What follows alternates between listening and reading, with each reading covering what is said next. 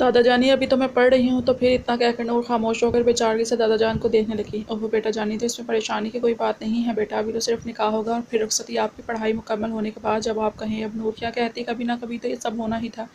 जी ठीक है, आहिस्ता आवाज़ में कहा गया। शाबाश मेरा समझदार बच्चा। अब ये भी बता दो कि मैं आसफा के लिहाज समझूँ या फिर सलार के लिए उम्मीद भरी निकाह डाली। सलार भाई तो कभी नहीं, मैं इनके साथ नहीं। नहीं, नूर ने बेसाख्ता झुरझुरी ली। वो दादा जानी आप आसफा को हाँ बोल दें। सर झुकाकर दादा जान को अपना जवाब दे दिया।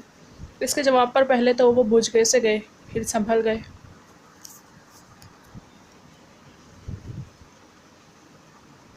खुश रहो बेटा, इसके सर पर हाथ रखते हुए बोले और बाहर निकल गए। जब उन्होंने इसका फैसला आसफा बेगम को सुनाया तो इनके साथ शुमाइला बेगम भी खुशी से नहाल हो गई। आसफा बेगम ने मिठाई मंगवाकर सब में बांटी और मुंह भी मीठा करवाया। नूर के सर का सदका भी दिया। घर के मर्दों समेत सभी दादा जान के फैसले से मुत्तफिक थे। यंग पार्टी ने तो नूर के कमरे में धावा ही बोल दिया था और नूर की वो खिंचाई की कि नूर का तो घर से भाग जाने का जी चाह रहा था। रुबाब तो कुछ ज़्यादा ही इसके पीछे पड़ गई। जब बार बर्दाश्त से बाहर होगी तो बाथरूम में भाग गई और खुद को बंद कर दिया और अपने सर्द चेहरे पे हाथ रख लिए है। जबकि इसकी इस हरकत पर फलक शिकाफ कह के उबल पड़े। सलार जब मीटिंग से निपट कर आराम करने घर से घर पहुंचा तो एक बुरी खबर इसका बेसब्री से इंतजार कर रही थी। सलार ने कोट उतार कर दूर शाला टाई की नाट धीरे की कि इसका फ़ोन रिंग किया। फ़ोन पे नमूदार होते नंबर को देखकर सलार ने झट से फ़ोन उठाया। बिना कुछ बोले दूसरी तरफ की बात सुनने लगा। सलार का चेहरा बिल्कुल सपाट था। इसको देखकर कोई अंदाज़ा नहीं लगा सकता था कि दूसरी तरफ से क्या कहा गया है। दूसरी तरफ से फ़ोन कब का कट चुका था मगर सलार फ़ोन कान से लगाए वैसे ही खड़ा रहा। अचानक सलार के चेहरे पर गुस्से के तासुरात नमूदार हुए और जैसे तूफान सा आ गया। सलार ने चीखते हुए पहले तो मोबाइल थोड़ा फिर खमड़ी की एक चीज़ तबाह करने लगा। तुमने ये क्यों किया? हाँ, वो इज़्तिराबी अंदाज में अपने टेरेस पे खड़े इधर से उधर चक्कर लगा रहा था। वो बार बार अपने बाएं हाथ से अपना सीना मसल रहा था जबकि इसका दायां हाथ इसकी गर्दन की पुश्त पर धरा था जैसे इसने सख्ती से पकड़ रखा था। एक अजीब सी जुनूनियत थी इसके अंदाज में। पहली नज़र पड़ने पर वो किसी और ही जहाँ का बासी मालूम होता था। इसकी आंखों में अजीब सी एक वहशत थी जिसे देखकर इंसान अपने आप को टुकड़ों में बढ़ता हुआ महसूस हो।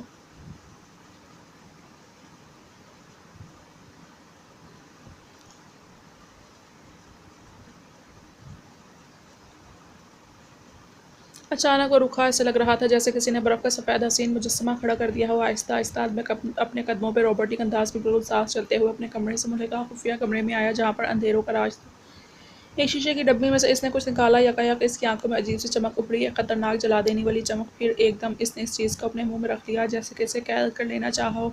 अपने अंदर सख्ती से पेवस्त होठों को वो शीशे में देख रहा था। इसकी आंखों की चमक एकदम से बढ़ गई थी और बिना आवाज़ के वो अपने ख्यालों में इस हस्ती से मुखातिब था जो थोड़ी देर कबल इस इज़्तिराबियत की वजह थी। एक दिन तुम भी इसी तरह मेरी कैद में होगी।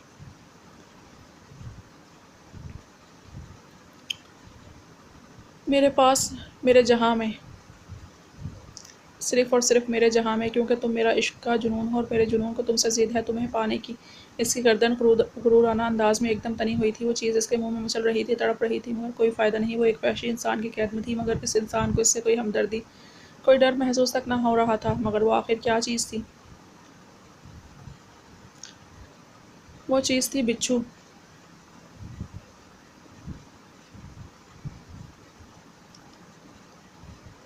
सलार अपने आप को अब कदरे संभाल चुका था। इसके चेहरे पे हमेशा वाली सर्द महरी धराई थी। इसने इंटरकॉम पे नाडी को कहा कि इसकी फ़्लाइट की टिकट बुक करवाए आज रात की और फ़ौरन, और साथ ही साथ सख्ती से ऑर्डर किया कि अगली बार वो यहाँ आए तो करीम यहाँ मौजूद हो, नहीं तो मेरी तो क्या किसी जगह भीख मांगने के काबिल तक नहीं रहेगा। सालार शुजात के दुनिया में आते और जाते सलार शुजात की मर्ज़ी से हैं।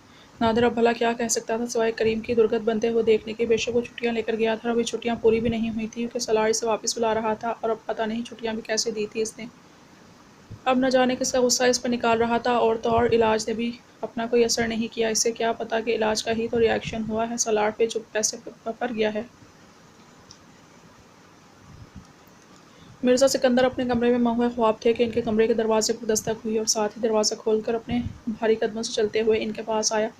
पहले तो इन्होंने अपना वहम समझा मगर जब अपने हाथ पर किसी के भारी और गर्म हाथ का लिम्स महसूस किया तो इनकी आंखें झट से खुलीं। सालार बेटा, आप घड़ी इस वक्त 3 के हिंसे दिखा रही थी और शायद सलार भी अब एयरपोर्ट से सीधा इनके पास ही आया था। सलार बेटा, बड़ा जान आप यहाँ इस वक्त सब खैरियत है ना? दादा जान हैरत में डूबे से सवाल कर रहे थे। दादा जान, आज मैं आपसे कुछ मांगने आया हूँ, आप मुझे देंगे ना? दादा जान, देंगे ना? बताएं, आप देंगे ना मुझे? इसे मुझे सौंप देंगे हमेशा हमेशा के लिए? وہ میری ہو جائے گی نا، وہ مجھ سے پیار کرے گی نا،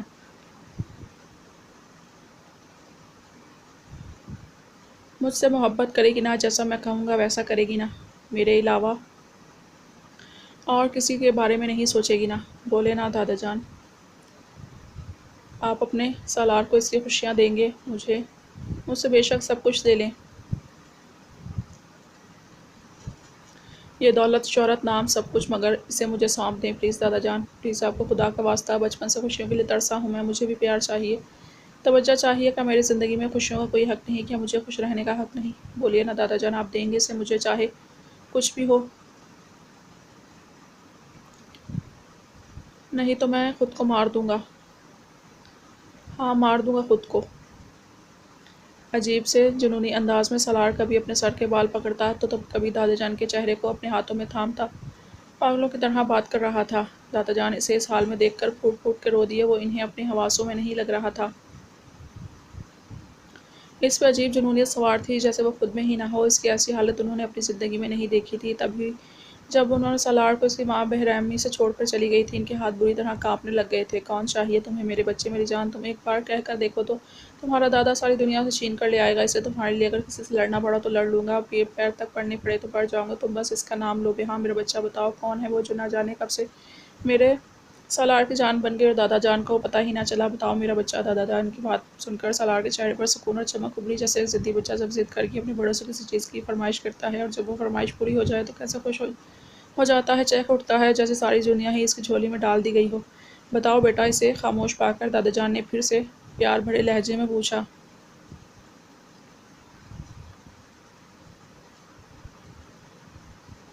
سالار نے ایک جذب کے عالم میں آنکھیں موند کر ہونٹوں پر مسکراہٹ لا کر ہولے سے اپنی جان دل اور اپنی دل و روح کی مکین کا نام اس قدر پیار اور آرام سے لیا کہ اس کے بولنے سے ہی کہیں ٹوٹ نہ جائے۔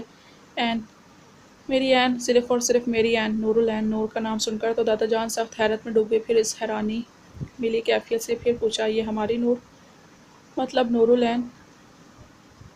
نہیں۔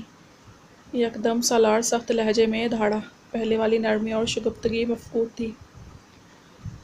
صرف میری ہے وہ، صرف اور صرف میری۔ سالار شجاعت کی ہے وہ، اور کسی کی بھی نہیں ہے، کسی کی بھی نہیں۔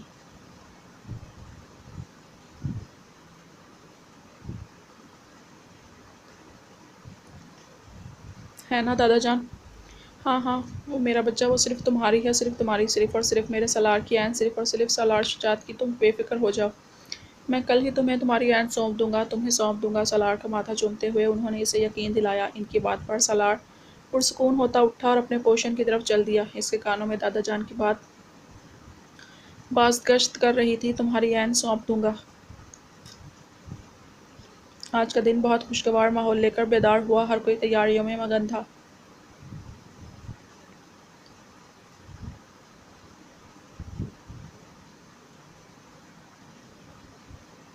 کوئی جلدی جلدی کپڑے لینے بازاروں کی طرف دوڑ رہا تھا اور کوئی اپنی میچنگ کی چیزوں کے لیے، جبکہ تمام خواتین مہمانوں کے کھانے پینے اور باہر کے ارینجمنٹ کو دیکھ ریکھ مردوں کی سونپ رکھی تھی اور باقی کاموں میں مصروف تھیں کہ کہیں کوئی کمی بیشی نہ رہ جائے۔ ہر کوئی ادھر سے ادھر دوڑ رہا تھا، کیونکہ اس گھر کی سب سے چھوٹی اور لاڈلی بیٹی کا نکاح جو تھا آج۔ دادا جان نے آج صبح صبح ہی ناشتے پر یہ خبر سنائی تھی کہ آج نور کا نکاح ہوگا، تو جو تیاریاں کرنی ہیں وہ کر لے، اور نور کا سارا سامان اس کے کمرے میں پہنچ جائے گا، تو اس کے لیے پریشان ہونے کی کوئی ضرورت نہیں ہے۔ یہ کہتے ہی دادا جان بنا کسی کی طرف دیکھے اٹھے اور اپنے کمرے کی طرف چلے گئے۔ باقی سب تو بے حد حیران تھے کہ ابھی تو بات پکی ہوئی تھی اور ابھی آج نکاح، مگر پھر کسی نے بھی خوشی میں زیادہ نہیں کریدا اور تیاریوں میں جٹ گیا۔ پھر تو سمجھو بھگدڑ ہی مچ گئی خواب جہاں میں۔ حیران تو نور بھی تھی، سالار نے جب سنا تو اس کی خوشی کا کوئی ٹھکانہ ہی نہ تھا۔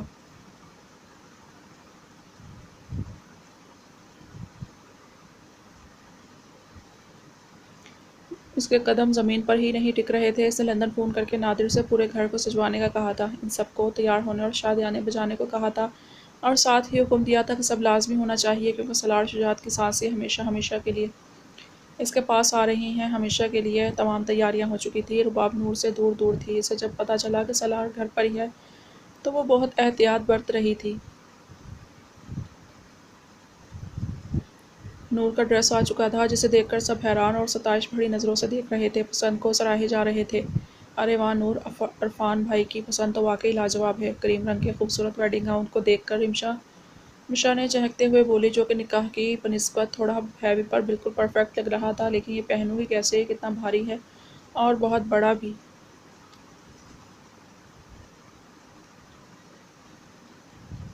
मैं तो गिर ही जाऊंगी। नोट ने कभी इस तरह का लिबास ज़ेबतन नहीं किया था, इसलिए वो परेशानी से मुंह बसूर कर मासूमियत से बोली कि कहीं वो गिर ही ना जाए। अरे ऐनी यार, तुम क्या परेशान हो रही हो? देखो, जीजू ने तुम्हारे लिहाज से मैचिंग हिजाब भी भेजा है, और अगर तुम्हें गिरने की इतनी ही टेंशन हो रही है ना, तो फिक्र मत करो, जीजू है ना, वो तुम्हें पकड़ लेंगे।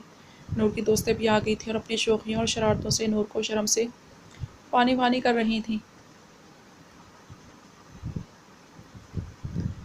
चलो भाई निकलो, सब मत तंग करो मेरी गुड़िया को, आज के लिए इतना काफ़ी है। कुछ रुखसती के लिए भी बचा के रखो, मैं नूर को तैयार करने लगी हूँ। चलो शाबाश, बाहर जाओ, मुझे कोई भी बंदर नजर ना आए। नूर को शर्म से सुर्ख चेहरे और रोनी सूरत को देखकर मिशा को इस पर तरस आ गया और इसकी मदद की गर्ज से इन्हें रफू चक्कर किया कि कहीं ऐसा ना हो कि नूर बेहोश ही हो जाए। सबको निकाल कर इसने रूम लॉक कर दिया और फिर नूर के पास आई।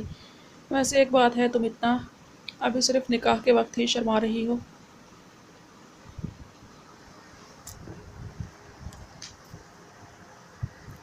रुखसती के वक्त तो आपी नूर ने खशमगी निगाहों और नाराज़ आंसू से मिशा की तरफ देखा तो मिशा खिलखिलाकर हंस पड़ी। खुद पर बमुश्किल कंट्रोल रखकर कानों को हाथ लगाकर माजरत की और नूर को संवारने में जुट गई।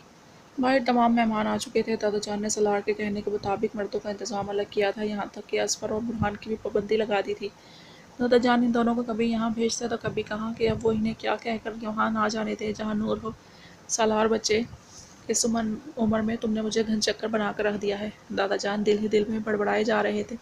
सलार तैयार हो चुका था, ब्लैक एंड वाइट सूट में वो कोई पुरपरा ही लग रहा था, और ऊपर से इसके हमेशा संजीदा और सख्त चेहरे पे जानदार मुस्कान सची थी, जो इसे और भी ज़्यादा जाज़िब नज़र बना रही थी।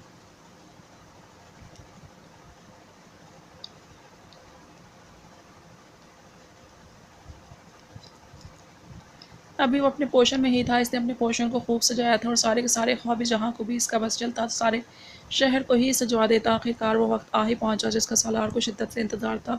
वो बहुत ज़्यादा खुश था कि फाइनली वो ऐन को अपनी दुनिया में ले जा रहा है, जहाँ सिर्फ ऐन का सालार और सालार की ऐन ही होगी, जहाँ सिर्फ एक दूसरे के लिए हंसेंगे, एक दूसरे से प्यार करेंगे, एक दूसरे का ख्याल रखेंगे, किसी को भी अपनी ज़िंदगी में मुदाखलत नहीं करने देंगे। ऐन, आज तक तुमने सिर्फ मेरा सख्त रूप ही देखा है ना। मैं जानता हूँ इस दिन मेरे सख्त रवैये की वजह से तुम मुझसे मुतनफ़िर हो चुकी हो, मुझसे डरती होगी, लेकिन कोई बात नहीं, मैं तुम्हें अपनी मोहब्बतों का ऐसा नायाब रूप दिखाऊंगा कि तुम बौखला ही जाओगी, फिर मुझसे मोहब्बत करने लग जाओगी। लेकिन ऐन, चाहे कुछ भी कर लो, कुछ भी, बस मुझे कभी छोड़कर मत जाना, नहीं तो शायद मैं अपना आप खो दूँ। और जब मैं अपना आप खो देता हूँ ना, तो मुझे खुद पता नहीं चलता कि मैं क्या कर जाता हूँ। सलार ड्रेसिंग मिरर के सामने खड़े होकर ख्यालों में महबूब जहाँ से मुखातिब था, जिसमें सवाल भी वो खुद ही कर रहा था और जवाब भी खुद ही दे रहा था। इतने में दादा जान का बुलावा आ गया कि निकाह का वक्त हो गया है, अब आ जाओ। सलार एक नज़र खुद पर डालकर कोट दुरुस्त करता नीचे हाल में चल दिया, जहाँ निकाह का इंतज़ाम किया गया था। सब लोग मुड़ मुड़ कर सलार शजात को देख रहे थे, जबकि सलार शजात का कब का किसी और पर अपना दिल तो क्या अपना आप निछावर कर चुका था। नूर अपने कमरे में थी। सलार को दादा जान ने अपने पास बुलाया और मौलवी साहब से निकाह शुरू करने का कहा। माँ के घर वाले तो सलार को देखकर सुन हो गए कि ये क्या, सलार का निकाह नूर के साथ, तो इरफान मगर कैसे? सब बरता हैरत में डूब चुके थे। इन तमाम सवालों का जवाब वो इन मेहमानों से बिल्कुल नहीं हासिल कर सकते थे, इसलिए वक्ती मसलहत के तहत खामोश हो गए। सलार दस्तखत कर चुका था। दादा जान, मौलवी साहब और चंद लोगों के साथ नूर के कमरे में दाखिल हुए। नूर इस वक्त सादा सी चादर में घूंघट निकाल कर बैठी हुई थी। मौलवी साहब ने जब निकाह शुरू किया तो नूरुलैन तो क्या, सबके सब हैरान हो गए सालार का नाम सुनकर।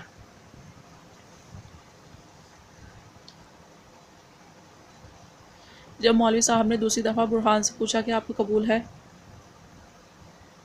दूसरी बार सल नूर से पूछा कि आपको कबूल है, तो नूर को खामोश पाकर दादा जान ने मान भरा हाथ इसके सर पर रखा तो मकान के अंदाज में कब नूर ने हाँ बोला और कब दस्तखत किए थे कुछ खबर ना हुई। वो तो शाक थी। निकाह के बाद सब अहमद रहाजात बाहर चले गए और हाल में आकर सब एक दूसरे को मुबारकबाद देने लगे। सालार को जब पता चला कि ऐन साइन कर चुके हैं, तो सालार फतह खुशी से सरशार, इसका बस नहीं चल रहा था और ऐन को इन सब से कहीं दूर ले जाए हमेशा के लिए। इतने में मिशा सजी हुई राहदारी से नूर को लेकर अंदर दाखिल हुई।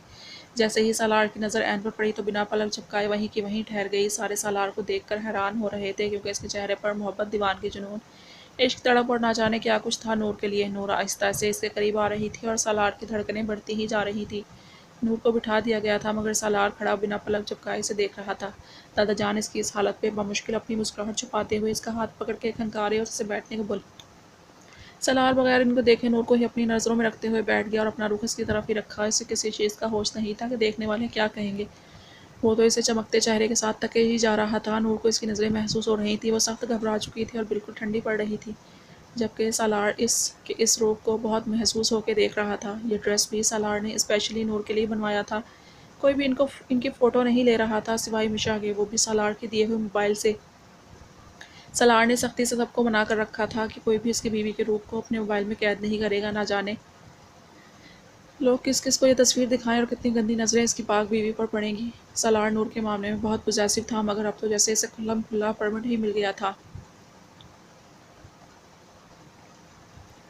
اس لیے بنا ڈرے ہچکچائے اپنے ہی منوائے جا رہا تھا۔ کافی دیر گزر چکی تھی، سب مہمان کھانا بھی کھا چکے تھے۔ دادا جان نے نور سے کہا، بیٹا جاؤ آرام کر لو، کمرے میں جا کر تھک گئی ہوگی۔ نور دادا جان کی بات سن کر جلدی سے بھی کھڑی ہی ہوئی تھی کہ اچانک سالار نے اس کا ہاتھ پکڑا اور بولا کہ ہاں چلو، میں بھی تھک گیا، جبکہ باقی سب دنگ نظروں سے کھڑے رہ گئے۔ گھر والے سب حیرانی سے سالار کو دیکھ رہے تھے۔ چلو عین، سالار نے عین کو اپنی نظروں کی زد میں رکھتے ہوئے بولا۔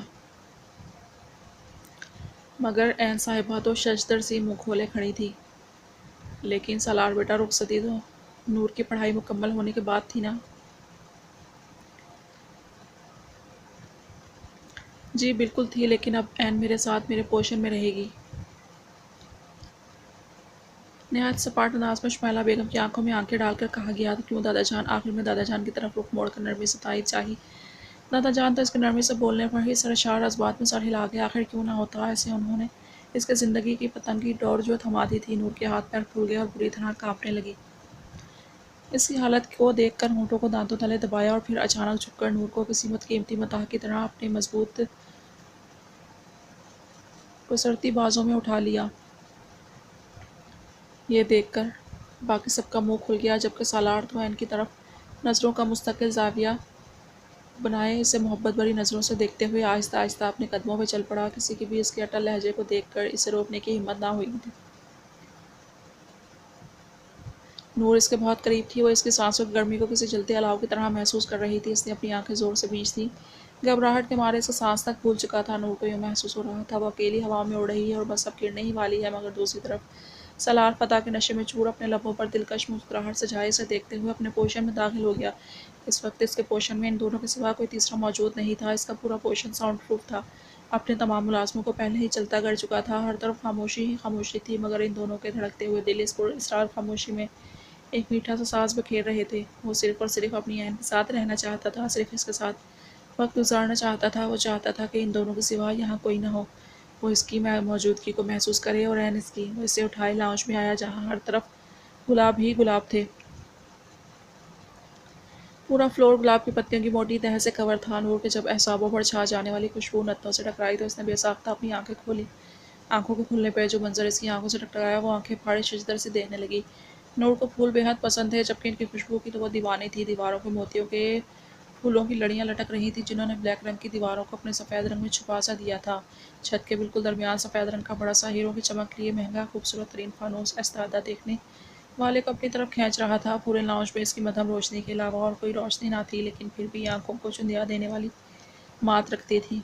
اس کے آس پاس چھت پر بے تحاشا سفید رنگ کے چھوٹے چھوٹے ستارے لٹک رہے تھے، جو فانوس کی شعاؤں کے ساتھ مل کر کسی پرستان کا منظر پیش کر رہے تھے۔ فانوس کے بالکل نیچے درمیان میں شیشے کا خوبصورت ڈانسنگ کپل شو پیس رکھا ہوا تھا۔ نور یہ دیکھ کر جیسے سب کچھ ہی بھول چکی تھی، وہ بھول زدہ انداز میں یہ سب حیرانی سے دیکھ رہی تھی۔ اسے کچھ بھی یاد نہ تھا، اگر یاد رہا تو یہ سب کہ اس کے لیے کیا کیا گیا ہے۔ کیا وہ اتنی خوش قسمت ہے، اس کے لیے اتنا کچھ کیا گیا؟ اس کے چہرے پر پیاری سی مدھم سے مسکان درائی آنکھوں میں چمک لیے اپنے اطراف سجے اس پرستان کو تک رہی تھی۔ اس کے چہرے پر چھائی چمک اور مبہوت انداز کو وہ محسوس ہو کر دیکھ رہا تھا، جو یہ تک فراموش کر چکی تھی۔ کچھ دیر قبل وہ اس کی قربت پر بوکھلائی جا رہی تھی۔ سالار کے چہرے پہ سجی مسکان اور گہری ہو گئی، جیسے جتلا رہی ہو، کہا تھا نا ایک دن تم میری گرفت میں ہوگی، میرے جہاں میں، جہاں تمہیں سب کچھ بھول جائے گا، جہاں صرف میں ہوں گا اور تم۔ سالار نے اسے ابھی تک اپنے بازو میں اٹھایا ہوا تھا اور آہستہ آہستہ چلتے ہوئے اس شو پیس کے پاس پہنچ گیا۔ پھر اسے لے کر وہ 2-3 اسٹیپ اوپر چڑھا اور ایک بٹن دبایا۔ اس بٹن کے دباتے ہی شیشہ اوپر کو اٹھا اور ان کے اندر جانے کا راستہ بنا۔ ان کے اندر جاتے ہی وہ بند ہو گیا اور مصنوعی سنو فال ہر طرف بکھرنے لگی۔ پھر ہلکا ہلکا میوزک چلنا شروع ہوا، اس کے کانوں میں گانے کے بول گھلنے لگے۔ سالار نے اسے ابھی تک نہیں اتارا تھا، اس کی نظریں مسلسل اسی پر ٹکی تھیں۔ سالار نے گمبھیر سرگوشیانہ آواز میں اسے پکارا، این! نور نے بے ساختہ اس کی طرف دیکھا اور اس کی نظروں سے بیاں ہوتے احساسات میں گم ہو گئی۔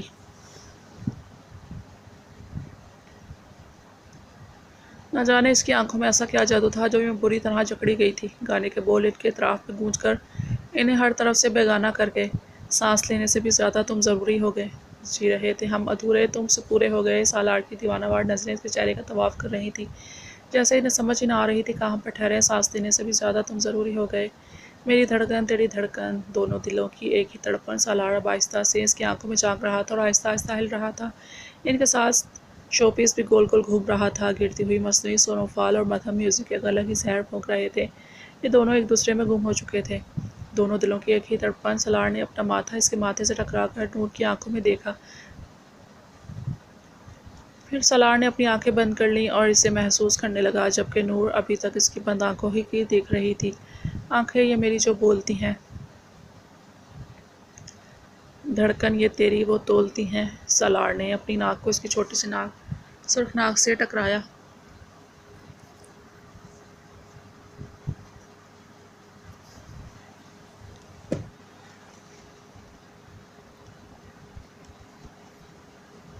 میوزک بند ہو چکا تھا، مگر یہ دونوں ایسے ہی کھڑے تھے۔ کافی دیر بعد سالار نے آنکھیں کھولیں اور اسے لے کر لاؤن سے باہر نکل آیا۔ راہداری سے گزرتے ہوئے وہ اپنے کمرے کی طرف جا رہا تھا، جبکہ یہاں کا حال بھی لاؤن سے مختلف نہ تھا۔ سالار نے اپنے روم میں پہنچ کر پاؤں مار کر دروازہ بند کر دیا۔ اس کا روم بھی بہت خوبصورت انداز میں سجا ہوا تھا کہ وائٹ للی کے پھولوں کی چادر بچھی ہوئی تھی جہازی سائڈ بیڈ پر فرش پر گلاب اور موتی کی پتیاں بکھری ہوئی تھیں۔ چھت پر چھوٹے چھوٹے لال لہو رنگ دل لٹک رہے تھے، دیواروں کو لال گلاب کی بند کلیوں نے ڈھانپ رکھا تھا۔ سالار نے اسے اٹھائے بیڈ کے دائیں طرف ڈریسنگ ٹیبل کے سامنے رکھے اسٹول پر بٹھا دیا اور شیشے میں اس کا عکس دیکھتے ہوئے اس کے حجاب کی پنوں کو نکالنے لگا۔ نور شرم و گھبراہٹ کے مارے آنکھیں ہی نہیں اٹھا پا رہی تھی، پورا چہرہ اس کا سرخ رنگ میں ڈوب چکا تھا۔ سالار اس پر نظریں جمائے اس کا حجاب اتارتے ہوئے شوق نظروں سے اسے دیکھ رہا تھا۔ حجاب اتارنے کے بعد سالار نے اس کے بال کھول دیے۔ بالوں کے کھلتے ہی ایک لمبی کالی سے آبشار اس کے ہاتھوں کو چھپا گئی۔ سالار اس کے اتنے لمبے گھنے اور حسین بال پہلی بار دیکھ رہا تھا، مبہوت سا اس کے بالوں کو دیکھے جا رہا تھا۔ کافی دیر بعد اس نے گہری سانس لے کر خود کو کچھ حد تک کمپوز کیا اور اسے پھر سے اپنی گود میں اٹھا کر بیڈ کی طرف چل دیا۔ سالار نے تو شاید آج قسم کھائی تھی اسے ایک قدم بھی نہیں چلنے دینا۔ بیڈ کے پاس پہنچ کر اس نے نور کو احتیاط سے لٹا دیا کہ کوئی تکلیف نہ ہو۔ بیڈ پر لیٹتے ہی نور جیسے اس کے نرم و ملائم بستر میں دھنستی گئی۔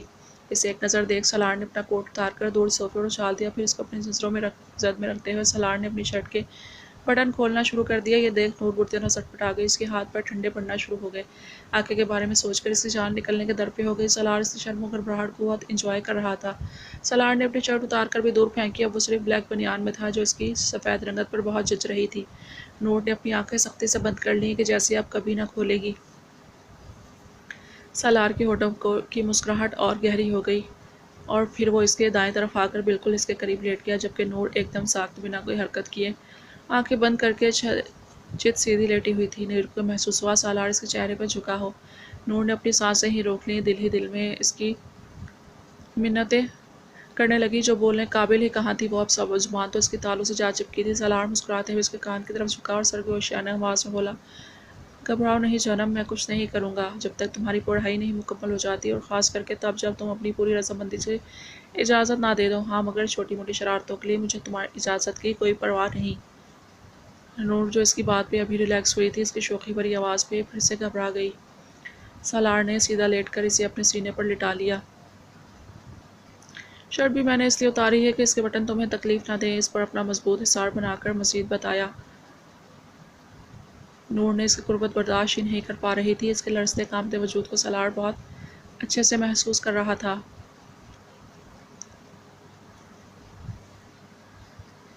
سو جاؤ عین، اس کے بالوں میں انگلیاں چلاتے ہوئے شدت جذبات سے مشکل سے کہا گیا۔ ہاتھ بڑھا کر لائٹ آف کر دیے اور چھوٹا سا ریموٹ پکڑ کر ایک بٹن پریس کیا، جس بٹن سے عین کے اوپر فکس مشین سے موتی کے پھولوں کی پتیاں گرنے لگیں، ان پر جیسے پت جھڑ کے موسموں میں درختوں پر لگے سوکھے پتے جھڑتے ہیں۔ دائیں طرف شیشے کی بڑی سی سلائڈنگ ونڈو سے جھانکتا چاند ان دونوں پر اپنی ٹھنڈی چاندنی پہنچا رہا تھا، جیسے انہیں اپنی طرف سے تحفہ دے رہا ہو۔ نور اپنے اوپر گرتی نرم پتیوں کو محسوس کرتے ہوئے آہستہ آہستہ نیند کی وادیوں میں اترتی چلی گئی۔ سالار نے جب اس کی مدھم گہری سانسوں کو محسوس کیا تو اس کے بالوں کو اپنے دائیں ہاتھ پہ لے کر اپنے چہرے پر پھیلا لیے جس سے نور اور اس کا چہرہ چھپ گیا اور اس کی مدہوش کر دینے والی خوشبو کو محسوس کرتے سالار نے دھیرے سے اپنی آنکھیں موند لیں اور نیند کی وادیوں میں ان دونوں کو اتار گئی تھی۔ ہر طرف سکون ہی سکون تھا کیونکہ آج سالار شجاعت کو سالوں بعد سکون و چین نصیب ہوا تھا۔ آپ نے یہ کیا کیا ابو جان؟ ہم یہ نہیں کہتے کہ ہمیں آپ کے فیصلے پر کسی قسم کا کوئی اعتراض ہے۔ آج تک جتنے بھی فیصلے آپ نے کیے ہم نے اسے سر خم کر کے قبول کیے ہیں کیونکہ ہم سب جانتے ہیں آپ جو بھی فیصلہ کریں گے وہ ہمارے بھلے کے لیے ہی ہوگا۔ سالار بھی ہمیں باقی سب کی طرح عزیز ہے بلکہ وہ تو ہر لحاظ سے اول ہے۔ وہ تو ایک آئیڈیل انسان ہے، ایک کامیاب بزنس مین، مگر دکھ تو اس بات کا ہے آپ نے ہمیں آگاہ کرنے کے بھی قابل نہیں رکھا۔ اور اوپر سے آپ ابو جان جانتے ہیں آصفہ کس قدر اذیت میں ہے، بہت دکھ پہنچا ہے اسے، اس کے شوہر نے اسے کتنی باتیں سنائی ہیں، بہت رو رہی تھی وہ، نہ جانے کتنے تانے دیے ہوں گے، اسے تو موقع چاہیے ہوتا ہے باتیں بنانے کا۔ اس وقت سب بڑے دادا جان کے روم میں بیٹھے اپنے سوالات کے جواب مانگ رہے تھے اور ان کی طرف سے صدیق صاحب نے بہت سباؤ سے بات رکھی تھی۔ عجیب بات ہے، تم لوگوں کو مجھ پر اعتبار ہو کر مجھ سے گلہ کرنے آئے ہو، اگر مجھ پر اعتبار ہوتا کہ میں کبھی تم سب کے لیے غلط فیصلہ نہیں کروں گا تو بنا کوئی سوال کے مجھ پر بھروسہ رکھو، ورنہ نہیں تو میں تم سب کے تمام سوالوں کا جواب ابھی دے دیتا ہوں، اور آصفہ کی تو فکر مت کرو، اس کے شوہر کے لیے میں کافی ہوں۔ دادا جان نے ان سب کے سوالوں کو لاجواب کر دیا۔ باقی سب کیا کہتے، دادا جان نے تو قصہ ہی ختم کر ڈالا تھا، اس لیے بنا کوئی جواب لیے خاموشی سے سب اٹھ کر چل پڑے،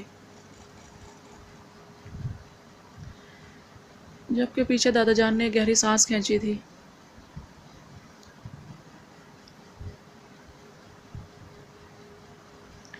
مٹھا، او مٹھا، کہاں مر گئی ہو تم؟ خوبصورت نین نقشی حامل عورت سفید ساڑی پہنے بہت دلکش لگ رہی تھی، مگر اس کی زبان تو اس کے حسن پہ طعنہ تھی۔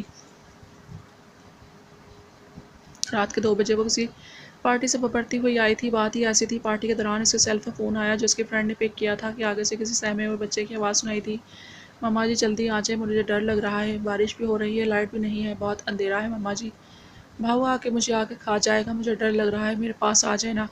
فون پہ ہچکیوں پہ روتا بلکتا بچہ اپنی ماں سے فریاد کر رہا تھا کہ وہ آ کے اسے ڈراؤنے ماحول سے بچا کر اپنی ممتا کی آغوش میں چھپا لے۔ اس کی بے چین آواز سن کر اس کی دوست بھی بے چین ہو چکی تھی۔ اس نے اسے بتایا اور زبردستی گھر بھیجا، لیکن اس کا موڈ سخت خراب ہو چکا تھا۔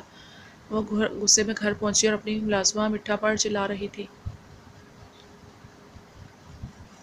جی بیگم صاحبہ، مٹھا ڈرتے ڈرتے اپنی مالکن سے کچھ دوری پر کھڑے ہو کر پوچھا۔ کہاں ہیں وہ؟ منحوس چلا کر پوچھا گیا۔ وہ جی آپ کے روم میں جاتے ہوئے دیکھا تھا۔ ملازمہ کی بات سن کر وہ اپنے روم کی طرف بڑھ گئی۔ اپنے روم میں پہنچی تو 5 سالہ بچے کو اپنے قیمتی بیڈ پہ جوتوں سمیت چڑھا ہوا پایا، اس کا دوپٹہ اپنے منہ پر رکھے ہوئے ہچکیوں سے رو رہا تھا۔ یہ دیکھ کر تو اسے اور غصہ چڑھا، جلدی سے آگے بڑھی، ہیل کی ٹک ٹک پر اس نے ڈرتے ڈرتے دوپٹے کی اور سے دیکھا تو اپنی ماں کو ایک دم سے روتے ہوئے اٹھا اور بھاگ کر اس سے لپٹنا ہی چاہا کہ اس کی ماں نے زوردار چانٹا اس کے نازک رخسار پر دے مارا، جس سے بچہ لڑکتا ہوا دور جا گرا۔ تیری ہمت کیسی ہوئی مجھے فون کرنے کی؟ اس سے بری طرح جھنجھوڑتے ہوئے کرا کر پوچھا اور ساتھ ہی ایک اور تھپڑ مارا جس سے بچے کے ہونٹوں کے کونے سے خون نکلنے لگ پڑا، لیکن پھر بھی ماں کی آغوش میں چھپنا چاہتا تھا۔ اسے اپنی ظالم ماں سے نہیں، اس خوفزدہ موسم سے ڈر لگ رہا تھا۔ مما جی ڈر لگ رہا ہے، تھپڑ کی وجہ سے اسے بولنے میں تکلیف ہو رہی تھی۔ چپ منحوس، جب سے میری زندگی میں آیا ہے جینا جیرن کر دیا ہے میرا، نہ کسی پارٹی کو انجوائے کرنے دیتا ہے، نہ سکون سے رہنا دیتا ہے۔ کم بخت مر کیوں نہیں جاتا، مر جاتا کہ جان چھوٹ جائے میری اس عذاب سے۔ بچہ اور زور زور سے رونے لگا، اسے باہیں کڑکتی ہوئی بجلی سے خوف آ رہا تھا۔ چپ کر جا، نہیں تو آج مجھ سے نہیں بچے گا، اسے ڈراتے ہوئے خوف سے کہا۔ اثر نہ ہوتے دیکھ کر اسے اور غصہ آیا اور اس کا گلا پکڑ کر دبانے لگی۔ آج تو گیا، چاہے تیرا باپ بھی نہیں، گھر پہ جان چھوٹ جائے گی میری اس عذاب سے۔ اس کا گلا دباتے ہوئے شفقت سے کہا۔ اسے ذرا بھی اپنے بچے پر رحم نہیں آیا، وہ تڑپ رہا تھا، اس کی آنکھوں میں آنسو چمک رہے تھے، اس کا سانس بند ہو رہا تھا۔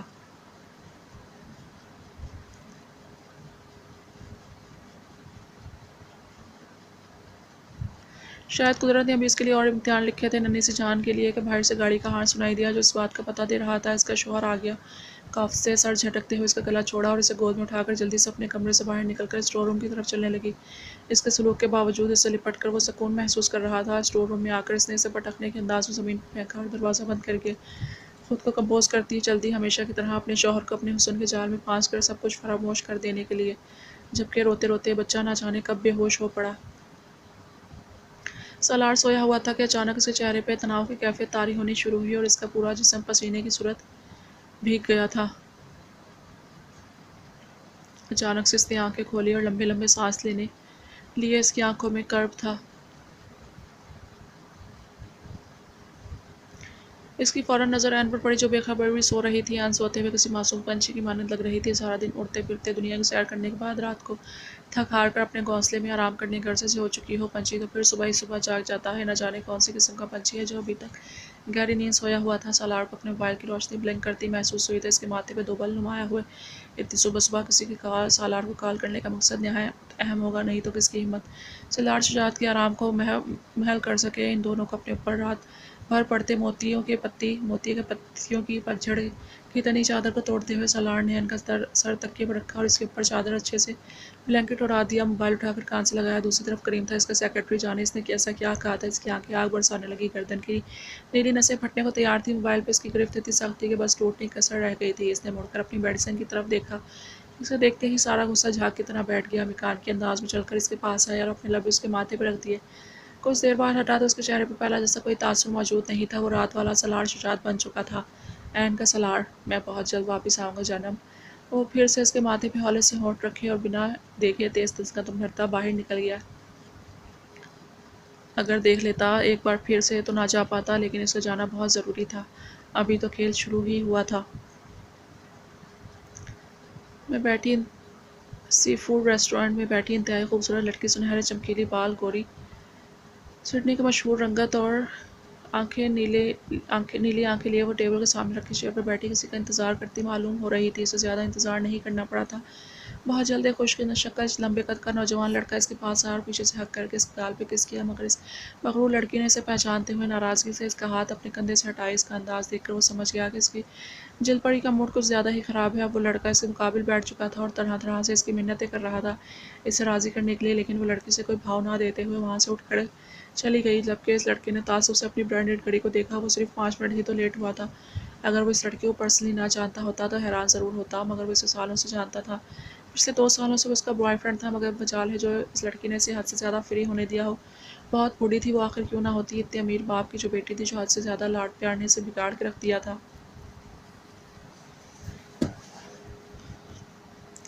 انتہا کی ضدی مغرور حسینہ، دوسروں کو اپنے پاؤں کی جوتی سمجھنے والی، غرور و تکبر کا اس میں کوٹ کوٹ کے بھرا ہوا تھا۔ کہنے کو مسلمان تھی، مگر اس کے کرتوت تو مسلمانوں والے قطعی نہ تھے۔ ماں باپ فرض ہوتا ہے کہ اولاد کو اس کی اصل کے بارے میں آگاہ کرنا، کہ وہ کون ہے، کیا ہے، کس لیے ہے اور کس لیے دنیا میں آیا ہے۔ مگر اس کے ماں باپ کو کوئی غرض ہو تو تب نہ۔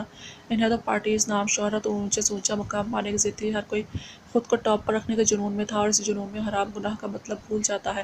ایسے میں ان کی اولاد ان کے نقشہ قدم پر نہیں چلے گی تو کس کے چلے گی؟ یہ ابھی اپنے امیر ماں باپ کی امیر بیٹی میزی تھی۔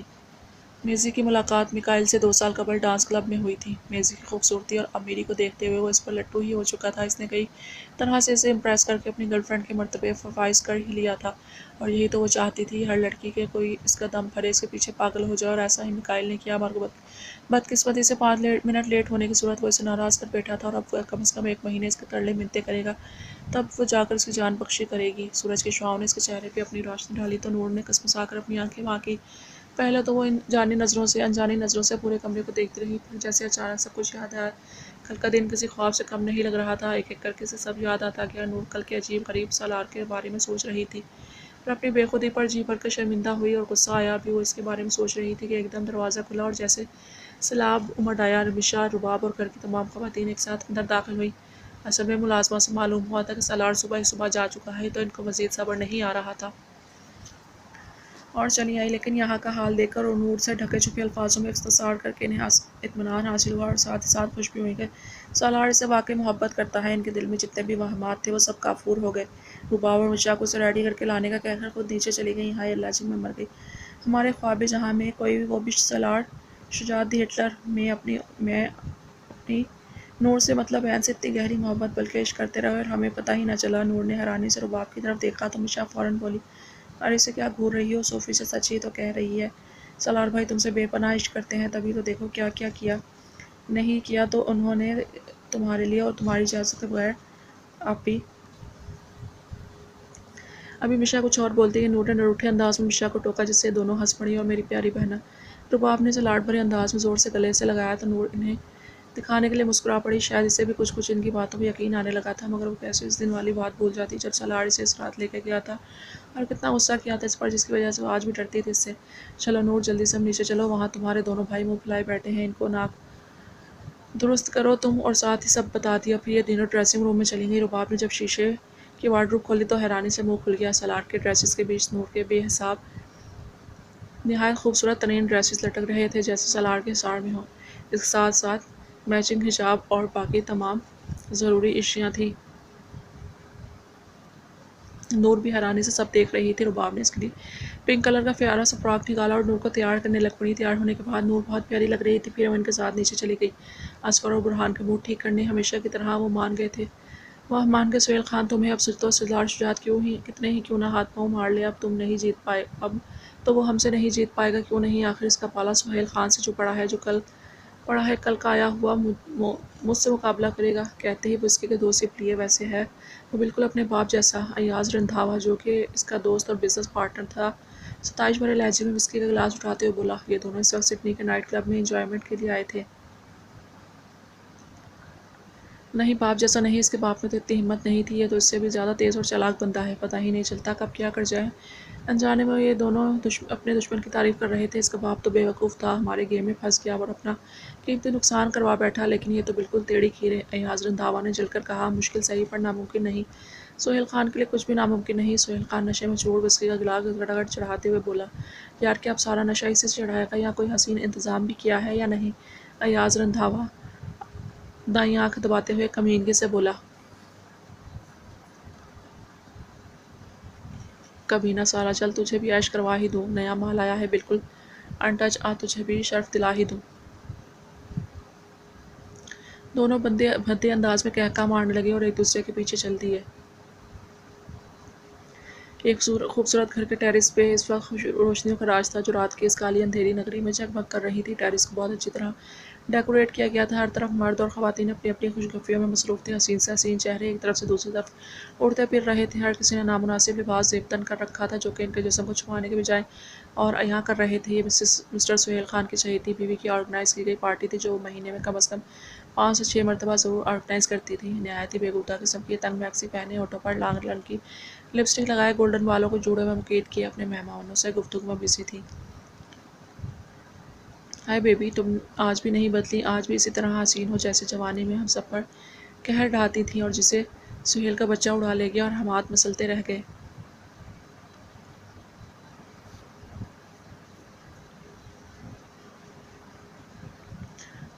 راؤ نے اپنی مقابی زبان میں بولتے ہوئے مسز سہیل کو سر سے پیر تک گہری نظروں سے دیکھتے ہوئے اپنا دکھ بیان کیا۔ اس کی بات پر اس نے بے ساختہ کہکا لگایا۔ اور نہیں تو کیا، میں کسی آرے گارے کا نصیب کہاں بن سکتی تھی، جو میرے لائق تھا وہی کامیاب ہوا اپنی کوشش میں۔ اس نے غرور سے پُر لہجے میں اسے اس کے منہ پہ ہی بے عزت کر دیا۔ راؤ نے لب بیچ لیے، شراب لینے کا بہانہ کر کے وہاں سے چلا گیا۔ اس کے جاتے ہی اس نے منہ بنا کر ہنکارا بڑھایا، 2 ٹکے کا جاؤ۔ راؤ اور اس کے ساتھ ہی اس کے دوستوں نے اس کے سمیت کہکا لگایا۔ دور کھڑے راؤ نے اسے خون چھلکاتی نظروں سے دیکھا تھا۔ بڑا زحم ہے نا تمہیں مہوش سہیل خان اپنے حسن و دولت پہ، مگر کوئی بات نہیں، کبھی نہ کبھی تمہارا یہی حسن تمہیں لے ڈوبے گا اور یہ تماشا دیکھنے میں سب سے پہلے موجود ہوگا۔ راؤ نے زور سے گلاس میز پر پٹکتے ہوئے اسے منہ پھاڑ نظروں سے دیکھتے ہوئے وہاں سے چلا گیا۔ سالار اس وقت ایئرپورٹ سے نکل کر اپنی گاڑی کی طرف بڑھ رہا تھا۔ اس کے ساتھ اس کا پرسنل سیکرٹری کریم تھا۔ خبر پکی ہے نا کریم؟ جی سر، بالکل پکی ہے۔ ٹھیک ہے، چلو چل کر دھماکے کی تیاری کرتے ہیں، آخر اتنے سالوں بعد دیدار جو ہوگا۔ سالار کے چہرے پہ عجیب مسکراہٹ کا بسیرا تھا۔ تو وہ دن آ ہی گیا جس کا مجھے بے صبری سے انتظار تھا مائی ڈیئر۔ آنکھوں میں جلا دینے والی چمک ابھی ابھری جو کالی گوگلز کے پیچھے پوشیدہ تھی۔ یہ کیا بات ہوئی؟ کل تو مجنوں کاشی دیوانے پاگل اور نہ جانے کیا کیا بنے ہوئے تھے، اور آج صبح ہی صبح بھاگ گئے، حالانکہ تم نے تو ان دلہنوں کی طرح میک اپ بھی نہیں کیا تھا جن کے اترنے کے بعد چیخیں مارنے کو دل کرتا ہے۔ ہمیشہ کی طرح یہ چاروں نور کے کمرے میں بیٹھے آج کل کے حالات پر گفت و شنید کر رہے تھے، جبکہ اصفر ہمیشہ کی طرح کھانے میں بزی تھا، اس لیے وہ یہاں موجود نہیں تھا۔ اگر ہوتا بھی تو کیا فائدہ، یہاں بھی اس نے بس کھانا اور کھانا ہی ہوتا تھا۔ ہاں بالکل صحیح کہہ رہی ہو، لیکن وہ تو تمہاری بار ایسا ہوگا نا، ایسا فل میک اپ کیے ہوئے، ہالی ووڈ والی لپسٹک لگا کر جو چڑیلے بننے کے لیے اکثر لگاتی ہیں اور ظاہر ایسے کرتی ہیں کہ کسی کا خون چوس کر آ رہی ہیں۔ جب تمہارا شوہر تمہیں صبح تمہاری اصلی حالت میں دیکھے گا۔ بولنے کے ساتھ ہی برہان نے ہنسنا شروع کر دیا۔ تو وہیں اس کا رمشا اور مشا ہنسی چھپانے ضبط کرنے کی کوشش میں ہلکان ہو رہی تھیں۔ کیا تم نے؟ پہلے تو رباب نے زور سے چیخ مار کر پرزور احتجاج کیا، جس پر سب نے اپنے اپنے کانوں میں انگلیاں دے ڈالیں۔ پھر خطرناک تیور لیے اٹھتے ہوئے چبا کر برہان کو دیکھتے ہوئے کہا، میں خون پینے والی چڑیل لگتی ہوں ہالی ووڈ کی؟ نہیں، میں نے تھوڑی نہ کہا ہے، وہ تو میں نے جوانی میں چھپی ہوئی بڈھی ہیروئنوں کو کہا تھا، تم تو اتنی حسین ہو، اتنی حسین کہ آگے برہان کو سمجھ ہی نہ آ رہا تھا کیا بولے، جبکہ رباب سر ہلاتے ہوئے اپنی آستینیں چڑھاتی لڑاکا عورتوں کی طرح اس کی طرف بڑھ رہی تھی دیکھنے کے لیے۔ رمشا اور نور تو گھر میں ہی لائیو WWE دیکھنے کے لیے بےتاب ہو رہی تھی۔ دوسری طرف برہان رباب سے بچنے کے لیے تدبیریں سوچ رہا تھا۔ آخر مکھیوں کے چھتے میں جو ہاتھ دے رہا تھا، اب اسے اپنی شامت صاف نظر آ رہی تھی۔ نہیں نہیں، میں تو خون پینے والی چڑیل ہوں نا، اب میں تمہیں چڑیل بن کے ہی دکھاؤں گی اور کیوں نہ اپنا پہلا شکار تمہیں ہی بنا کر اپنے کام کی شروعات کروں، جو مجھ جیسے چڑیلیں کرتے ہیں۔ آنکھیں بٹا کر معصومیت سے دانت پیستے ہوئے کہا۔ برہان تو اپنے لیے انا للہ پڑھنے لگا۔ جیسے ہی رباب برہان کے پاس آئی، برہان 2-3 جسدوں میں ہی روم سے بھاگ گیا۔ اس کے پیچھے رباب بھی بھاگی۔ آخر بدلہ بھی تو لینا تھا نا، آج نہیں چھوڑوں گی تمہیں، آج تم زندہ بچ کر دکھاؤ میرے ہاتھوں سے، نکمے انسان۔ تمہارا سارا خون نہ پیا تو میرا نام رباب اکبر مرزا نہیں۔ رباب آگے آگے، رباب پیچھے پیچھے بھاگ رہی تھی۔ ہائے اللہ، کتنے فساد اتنا۔ نہیں نہیں رباب، میری پیاری کزن دیکھو، تم غصہ مت کرو، تمہارے حسین دودھ ملائی جیسے چہرے پہ جھڑیاں پڑ جائیں گی۔ برہان نے اسے جیسے ڈرانا چاہا۔ ارے تمہیں کسی نے بتایا نہیں، برحال چڑیلیں جب انسانوں کا خون پیتی ہیں نا تو اور جوان اور حسین ہو جاتی ہیں۔ بڈھی نہیں، اب تو میں تمہارا خون پیوں گی اور تم زیادہ حسین ہو جاؤں گی۔ آؤ میرے پاس، میرے شکار۔ رباب فل فارم میں آ چکی تھی، اسے برہان کو ستانے میں پورا لطف آ رہا تھا۔ برہان اس سے بچتے ہوئے باہر گارڈن میں نکل گیا۔ باہر بہت اندھیرا تھا، جس کا فائدہ اٹھاتے ہوئے برہان پودے کے پیچھے جا کر چھپ گیا۔ رباب جب باہر آئی تو اسے برہان کہیں نظر نہیں آیا۔ اسے بہت مزہ بھی آ رہا تھا، فلموں کی طرح لگ رہا تھا، اب اسے اور نیچرل بناتی ہوں۔ واہ کیا سین بنا دی ہے میں نے، بالکل۔ رباب ایکٹنگ کی دل دادہ کریکٹر میں گھس گئی اور چڑیلوں کی طرح انگلیاں بنانے لگی۔ چپل اس نے وہیں اتار دی، بال کھول کر ہاتھ سے بے ترتیب کر کے اپنے چہرے پر گرا لی۔ اینک بھی وہ اتار چکی تھی۔ آدھا دوپٹہ زمین پر لٹکا کر، پاؤں ٹیڑھا کر کے، آنکھیں ڈراؤنی بناتے ہوئے، اپنی آواز کو خوف کا رنگ دے کر برہان کو پکارنے لگی۔ برہان آ جاؤ، دیکھو کتنے سالوں سے تمہارا انتظار کرتے بھٹک رہی تھی، لیکن اب میرا انتظار ختم ہو چکا ہے، میں کب سے تمہارے خون کی پیاسی تھی۔ آؤ میرے پاس آؤ برہان، میری برسوں پرانی پیاس کو مٹانے آ جاؤ برہان۔ اس کے اس طرح کی حلیے اور آواز کو دیکھ کر برہان سچ مچ ڈر گیا، کہیں سچی میں تو اس پر کسی چڑیل کا سایہ نہیں ہو گیا۔ بالوں کھلے بالوں کے ساتھ ننھے سر، وہ اس وقت رات کو، اب تو نہیں بچوں گا میں، یہ چڑیل تو میری ہڈیاں تک چبا جائے گی۔ برہان خوف سے بڑبڑایا۔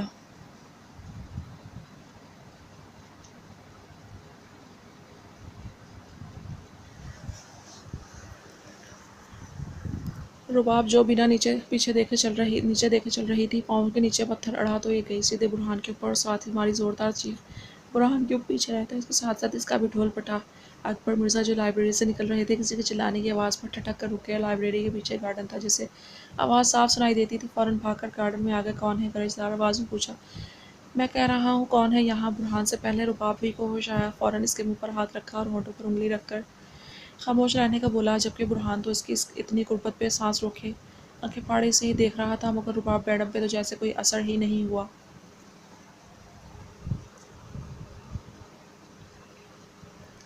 لیکن برہان بیچارے کی تو حالت ہی پتلی ہو چکی تھی، اور اوپر سے اکبر چچا کی آواز سن کے تو اس کے رہے سہے احسان بھی خطا ہو گئے تھے۔ اس سے تو یہ سوچ کر ہی وحشت ہو رہی تھی کہ اگر چچا نے دیکھ لیا تو کیا ہوگا، کیا سوچیں گے وہ میرے بارے میں۔ اور اس میڈم کو دیکھو کیسے میرے اوپر لیٹی ہوئی ہے، جیسے اپنے بستر پر لیٹی ہوئی، لڑکا ہو کر میری جان منہ کو آ رہی ہے، اور یہ لڑکی ہو کر بالکل اپنے حواسوں میں ہے۔ کس قسم کی بے شرم لڑکی ہے، اللہ تعالیٰ آپ نے پیدا کر دی ہے، اب میرا کیا ہوگا ان فیوچر۔ مجھے تو لگ رہا ہے شرمیلی وائف کا رول مجھے ہی نبھانا پڑے گا۔ یہ سوچتے ہی اس نے بے ساختہ جھرجھری لی، اور رباب نے اسے گھور کر دیکھا۔ کیا کر رہے ہو، آرام سے نہیں رہ سکتے۔ برہان کو تو غصہ ہی چڑھ گیا، فوراً سے اس کا ہاتھ ہٹا کے گھور کے ہلکی آواز میں بولا، شٹ اپ بے شرم لڑکی، اپنے بستر پہ نہیں ہو تم، میرے اوپر ہو، تمہیں شرم نہیں آتی۔ برہان نے اسے گھورکا اور حیرانی سے پوچھا، نہیں بالکل نہیں میری چمو۔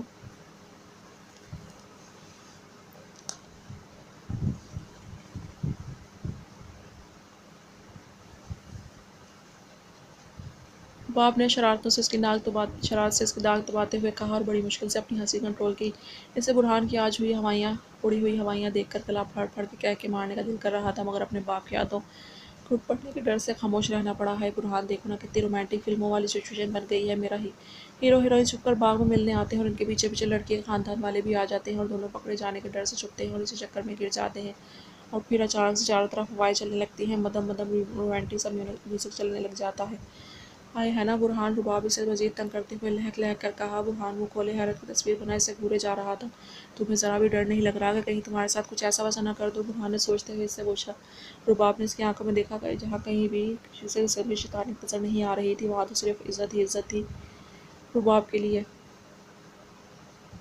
नहीं, क्योंकि मैं जानती हूँ कि मेरे बुरहान में ऐसी कोई गिरी हुई हरकत करने की ख्वाहिश तक नहीं है।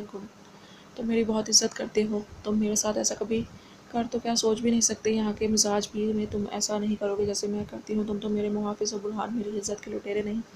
मैं तो तुम पर आंखें बंद करके यकीन रखती हूँ कि तुम बुरहान हो, मेरे बुरहान। सिर्फ मेरे बुरहान, रुबाब अकबर मिर्ज़ा के शरीफ बुरहान। गर्दन अकड़ा कर कहा गया। ये सब वो दिल ही दिल में बोली, मुंह से बोलकर जान जो घटती थी। बुरहान ने जब इसे अपने ख्यालों में घूम पाया तो झटके से उतारा और खुद खड़ा हो गया, क्योंकि अकबर चचा को कुछ नहीं मिलने पर वापस जाते हुए देख चुका था।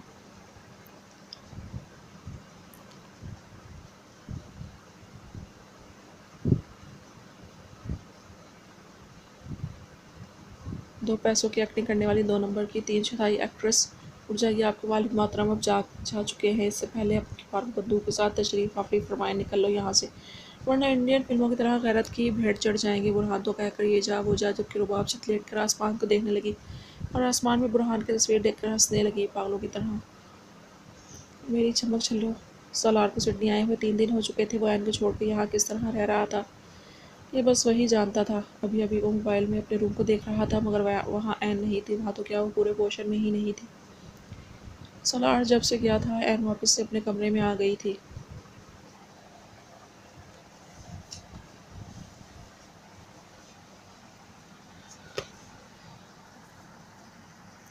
सालार को मालूम था कि ऐसा ही होगा, मगर इसने कोई खास रद्द-ए-अमल ज़ाहिर नहीं किया। अच्छा किया तुमने एन, वरना जब मैं वापस आऊँगा तो तुमसे किसी को मिलने नहीं, तो क्या इसे देखने और सोचने की भी इजाज़त नहीं दूँगा। तुम सिर्फ तब मुझे देखोगी, मुझे सुनोगी और मुझे सोचोगी। मुझे चाहोगी, सिर्फ मुझे, सिर्फ एन के सालार को।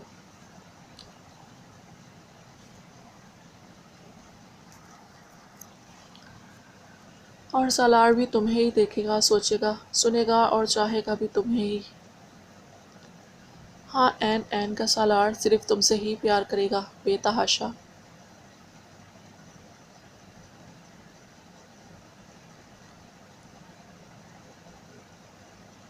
बेहिसाब मैं जानता हूँ तुम्हारे सालार ने तुमसे तुम्हारी इजाज़त का वादा किया है, मगर मैंने ये भी तो कहा था कि छोटी मोटी शरारतों के लिए तुमसे इजाज़त नहीं लूँगा। सालार मोबाइल पे एन के निकाह वाले ड्रेस में फ़ोटो देखकर बात कर रहा था कि जैसे फ़ोटो नहीं सच में खुद एन ही हो। इस वक्त वो बातें करता हुआ कोई दीवाना ही तो लग रहा था। अगर एन इसकी बातें सुनती तो ज़रूर सोचती कि अभी तो बेतहाशा बेहिसाब प्यार की बात कर रहा था और अब इसे छोटी मोटी शरारतों का नाम दे रहा था। सलार के लिए सिर्फ कुछ ही तो था, क्योंकि इश्क तो सलार ने किया है, पल पर तड़पा तो सलार है। एन तो शायद अभी मोहब्बत के लफ्ज़ से ही नाशना है, तो इश्क तो बहुत दूर की बात है, इसकी पहुंच से बहुत दूर, और ना जाने वो कब इस तक पहुंच पाएगी, या फिर पहुंच ही ना सके, या शायद पहुंचने में ही ना दिया जाए। लेकिन अगर किसी तरह पहुंच भी जाती है तो वक्त रहते से कामयाब कर पाएगी, इसे इसकी मंजिल से मिलने देगी, या फिर यूं ही अपनी मासूमियत में तही दामा रह जाएगी।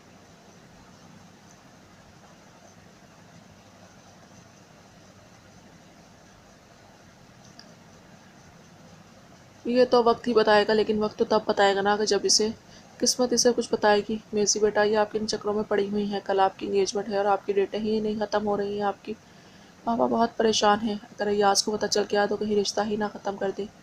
और आप जानती हैं ना इससे बिजनेस पे कैसा असर पड़ेगा। मिसेस सुहेल खान ने बड़े प्यार से कहा था, मगर दिल तो चाह रहा था कि मुंह तोड़ के रख दे इस सौतेली बेटी का, मगर खून की घूंट पीना पड़े।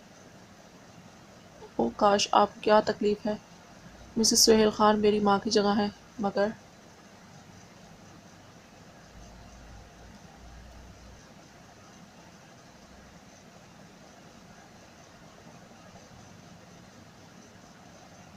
मेरी माँ है नहीं आप, जो मेरे हर मामले में टांग अड़ाती रहती हैं। आप आइंदा आपकी ज़रूरत नहीं होनी चाहिए, अंडरस्टैंड।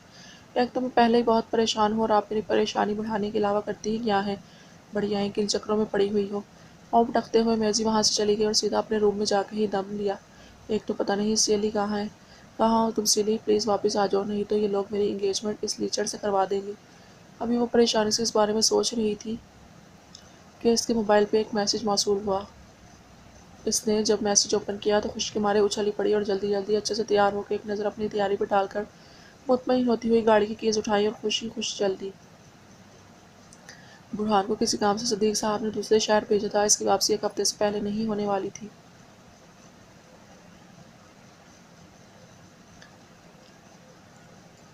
اس لیے رباب کا موڈ کچھ آف تھا۔ صبح سے وہ غصے میں نہ جانے کتنی بار برہان کو سلامتیں سنا چکی تھی۔ خود تو چلا گیا، مجھے پھنسا گیا، یہاں چمک چلو نہ ہو تو۔ رباب کلاس اٹینڈ کرنے کے بعد بڑبڑاتے ہوئے کاریڈور سے نکل رہی تھی کہ اچانک اس کی کسی سے ٹکر ہو گئی۔ زمین و آسمان اس کی آنکھوں کے گرد گھومنے لگے۔ تھوڑی دیر بعد جب حواس بحال ہوئے تو غصے سے بولنے کے لیے کھلا ہوا منہ سامنے دیکھ کر کھلا کا کھلا رہ گیا۔ سامنے والے کا بھی یہی حال تھا۔ تم دونوں ایک ساتھ بولے، تم وہی ہو نا الٹی والی؟ اس سے پہلے کہ وہ کچھ اور کہتا رباب نے غصے سے اس کی بات کاٹی۔ اوہ ٹیکی میکی، اپنی حد میں رہو، یہ الٹی والی کسے بولا؟ الٹے تو تم ہو، الٹی حرکتیں جو کرتے ہو، شکر کرو تمہیں تو ہم نے صرف بے وقوف بنایا تھا، ورنہ میرا دل تو کر رہا تھا تم جیسے لوگوں کو جہنم واصل کر دینا چاہیے۔ کمینے چچھورے کہیں کہ آئندہ اپنا لیچڑ جیسا منہ نہ لائے سامنے۔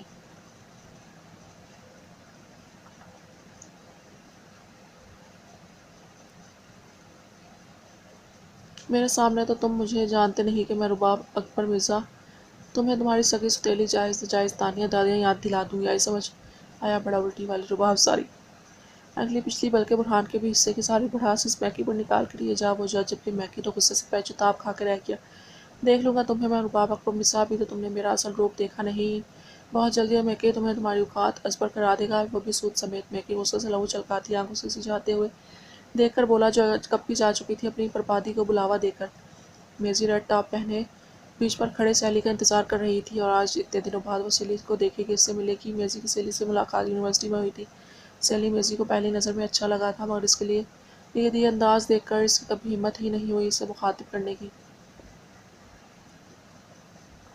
سیلی تو ویسے بھی لڑکیوں سے خار کھاتا تھا اپنے میں، مگر نہ جانے اسے کس بات کا غرور تھا۔ آہستہ آہستہ میزی کی پسندیدگی پیار میں بدل گئی، مگر سیلی تو اس کے پیار کو رد کرتا اس کی مخفی جذبات اور مکھیوں کی طرح ہر پھول پر منہ مارنے کا نام دے کر چلا گیا تھا، جبکہ میزی غصے میں ہر وہ کام کرنے لگی جو ایک مسلمان لڑکی ہونے کے ناطے ڈوب مرنے کا مقام ہو، مگر میزی تو ایسے کرتی جیسے وہ تو کوئی معمولی کام ہو، کلبنگ، ڈانسنگ، فلرٹنگ تو جیسے اس کا معمول بن گیا۔ اس دوران اس کی ملاقات میکائل سے ہوئی، وہ بھی اس طرح شوق میں گم شکل نوجوان تھا۔ میزی اسے خاصی پسند آئی تھی اور آہستہ آہستہ اسے ساتھ پایا جانے لگا۔ میزی بھی اس کے ساتھ وقت گزارتی، مگر بھی حد پار نہیں کی تھی، اور خود کو ابھی بھی سیلی کی امانت سمجھتی تھی۔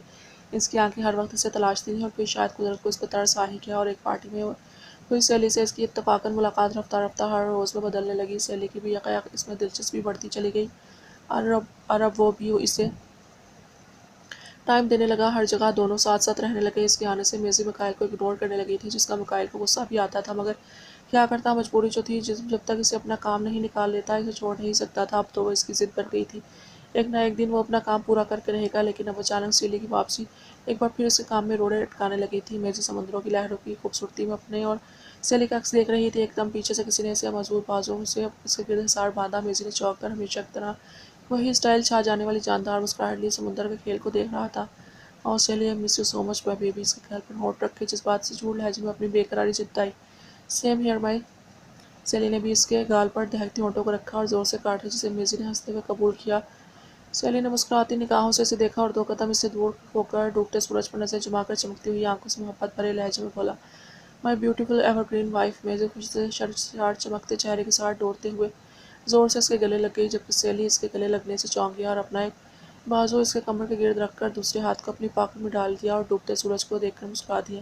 این اپنے کمرے میں بیٹھی کل کے ٹیسٹ کے بارے میں تیاری کر رہی تھی کہ اس کے موبائل میں رنگ ہوئی، اور اسے چونک کر سر اٹھایا اور موبائل کو اپنی خوبصورت بڑی بڑی آنکھوں سے غصے سے سکوڑا، جیسے اس وقت بے وقت کی مداخلت اس کی کوئی آنکھوں میں نکلنا چاہتی ہے۔ جبکہ موبائل پھر بھی نہیں ڈرا تو کتاب کو ٹھک سے بند کر کے موبائل کو ایسے اٹھایا کہ اب اس کی جان ہی لے کر دم لے گی۔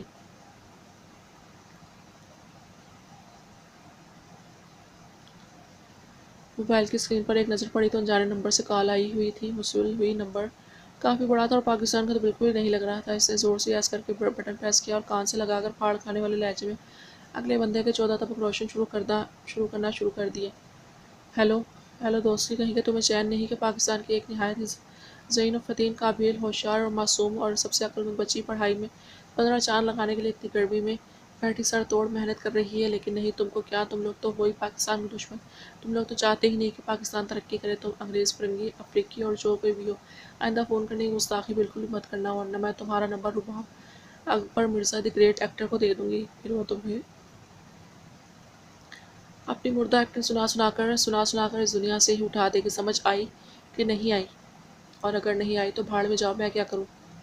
این مسکراتی دھیمی گمبھیر آواز میں پکارا گیا۔ این جو ابھی فون بند کرنے والی تھی، موبائل میں سے اپنے نام کی پکار سن کر ڈر گئی، فون بمشکل چھوٹتے چھوٹتے بچا۔ کون؟ ہکلاتے ہوئے بمشکل پوچھا۔ این کا سالار جذبات سے چوک محبت بھرے لہجے میں جواب دیا گیا۔ دوسری طرف این تو بس بے ہوش ہونے کو تھی، اس نے اتنا کچھ اسے سنا ڈالا، اب نہ جانے وہ کیا کرے گا۔ کہیں فون صحیح نہ ہاتھ نکال کر میرا گلا دبا دے۔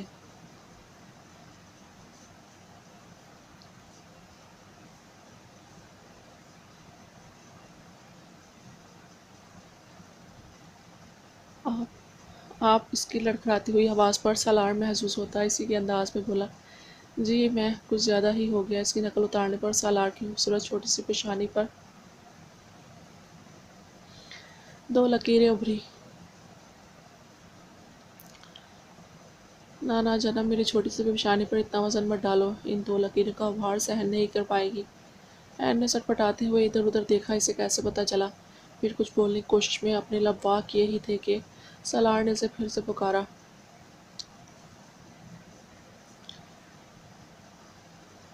این جب اس کی آواز نہیں آئی تو خود ہی بول پڑا۔ این جانب ہنس کر دکھاؤ نا۔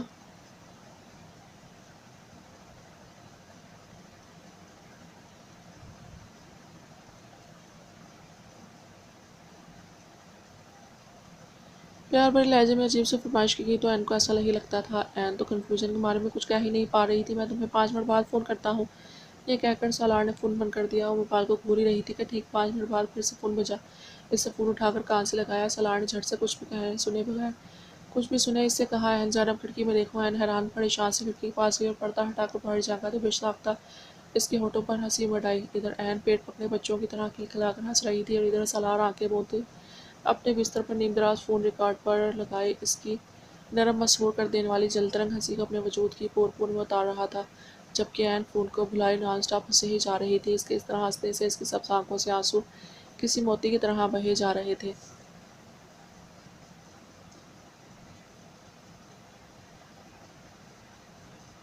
سامنے کا منظر کچھ یوں تھا کہ سالار کا 65 سالہ پرسا شیف بنیان پہنے لان میں ہاتھ اٹھا کر اپنی بڑی بڑی مونچھوں کے ساتھ سانس کھینچ کر زور زور سے ہنس رہا تھا، جبکہ اس کے چہرے پہ سراسیمگی چھائی ہوئی تھی، ہلتی ہوئی توند اور زور سے ہنسنے کے ساتھ فیس ایکسپریشن خاصے مسکہ خیز تھے، جسے دیکھ کر این بے ساختہ ہنسے ہی جا رہی تھی۔ یہ سب سالار ہی کا بندوبست تھا۔ اس کی ہنسی سننے کے لیے اور 100% کامیاب بھی ہو چکا تھا۔ اس کی کھلکتی ہنسی کی صورت سہیل خان نے سڈنی میں اپنے عالی شان بنگلے میں آج رات کی عمدہ پارٹی کا انتظام کیا تھا، جہاں وی آئی پی شخصیات مدعو تھیں۔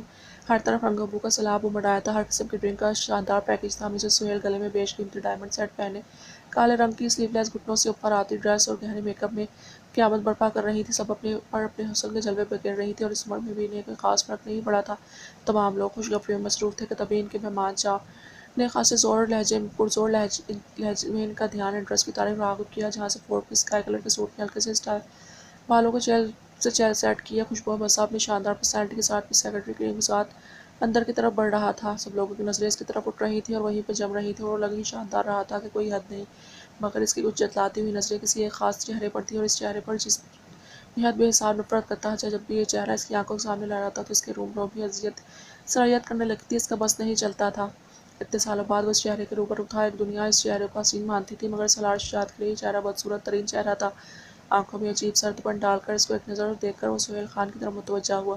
"اوہ ہیلو ینگ مین، آج کہیں یہ چاند راستہ تو نہیں بھول گئے؟ اتنے عرصے میں پہلی بار آپ ہمارے غریب خانے میں آ کر آمد ہوئی ہے"۔ سہیل خان نے قدرے حیرانگی سے پوچھا۔ ایک نظر اس کے بڑھے ہوئے ہاتھ کو دیکھ کر سالار نے بائیں ہاتھ سے اپنے اسٹائلش گلاسز اتارے، پھر اپنی پینٹ کی پاکٹ سے اپنا دایاں ہاتھ نکال کر اسے مصافحہ کیا اور پھر ٹھہرے ہوئے لہجے میں بولا، "میں نے سوچا کیوں نہ جہنم میں جنت کی چاند کی تھوڑی ٹھنڈک بھی پہنچا دی جائے"۔ اس نے ادھر ادھر معیوب لباس میں کھڑی عورتوں پر نظر ڈال کر اس کی بات کا اپنے انداز میں جواب دیا۔ سہیل خان اس کی بات کو سمجھ کر قہقہہ لگانے لگا، "ارے بھئی برخوردار، یہ بھی تو ہماری خود ساتھ جنت کی ٹھنڈک پہنچاتی ہیں"۔ "جی بالکل بجا فرمایا آپ نے، مگر صرف آپ جیسوں کے لیے"۔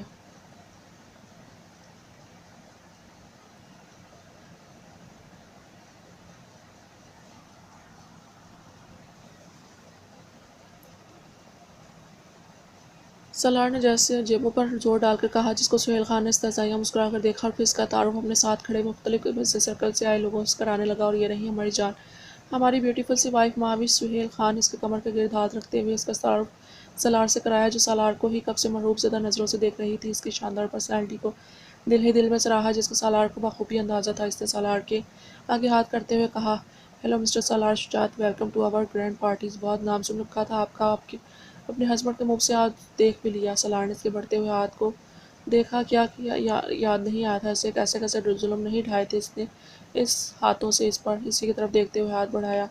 ہیلو ماں، ماوش سہیل خان آپ سے مل کر بہت خوشی ہوئی۔ ہلکا سا اس کے ہاتھ دبا کر جھٹکنے سے انداز میں چھوڑ کر دوسری طرف رخ پھیر لیا۔ اس کی اس حرکت پر ماوش سہیل خان کو بہت ناگوار گزری۔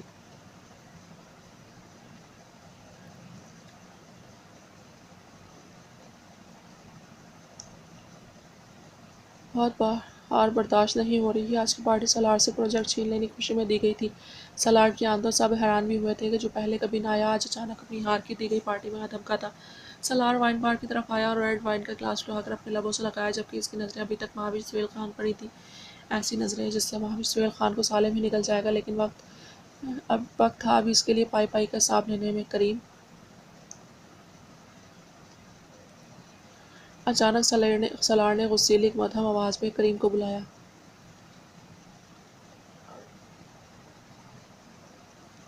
جی سر، کریم نے ڈرتے ڈرتے بولا کہ وہ اس کے خطرناک تیور کب سے دیکھ رہا تھا۔ میری ابھی اسی وقت کی پاکستان کی فلائٹ بک کراؤ، ہری اپ۔ جی سر، میں نے آپ کی فلائٹ بک کروا رکھی ہے پہلے سے ہی، آلریڈی آدھے گھنٹے بعد کی۔ تو پھر چلو، ہم یہاں کیا کر رہے ہیں؟ کریم کو ڈانٹتے ہوئے سالار دھپ دھپ کرتا آگے بڑھ گیا۔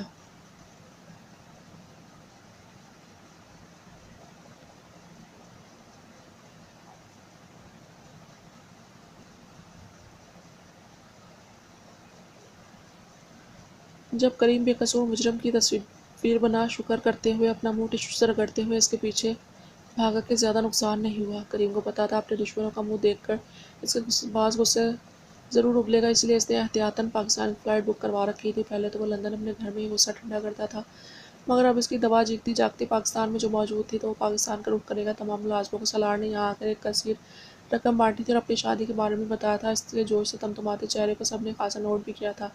میں نے اپنے کمرے میں خواب خرگوش کے فل مزے لے رہی تھی۔ رباب یہ تک کہتی تھی کہ نور، مجھے لگتا ہے تم بھانگ پی کر سوتی ہو، کسی کی اتنی گہری نیند نہیں ہوتی جتنی تمہاری ہوتی ہے، جیسے قبر میں سویا ہوا کوئی مردہ ہو۔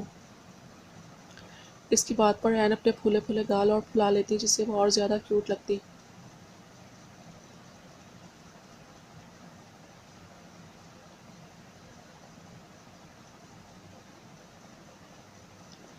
ابھی بھی وہ دنیا سے بیگانی ٹن ہو کے سو رہی تھی۔ رات کے 3 بج رہے تھے۔ سالار خواب جہاں میں داخل ہو چکا تھا اور اب اس کا رخ سیدھا عین کے کمرے کی طرف تھا۔ وہ تیز تیز قدم بڑھا رہا تھا تاکہ جلد از جلد عین کے پاس پہنچ سکے۔ اس کے کمرے کے سامنے پہنچ کر ایک دم سے دروازہ کھول کر لائٹ آن کی، جس سے ہر طرف روشنی ہی روشنی پھیل گئی۔ اس کی نظر سیدھا عین پر پڑی، مگر پھر اس کے ماتھے پہ غصے کی لکیریں ابھری، چہرے پر سخت تاثرات چھا گئے، آنکھوں کا رنگ سرخ ہونے لگا۔ سالار لمبے لمبے ڈھک پڑتا غصے سے عین کی طرف بڑھا، جہاں عین صاحبہ اپنے فیورٹ بھالو کو سینے سے لگائے کسی چھوٹے کی بچے کی طرح سو رہی تھی۔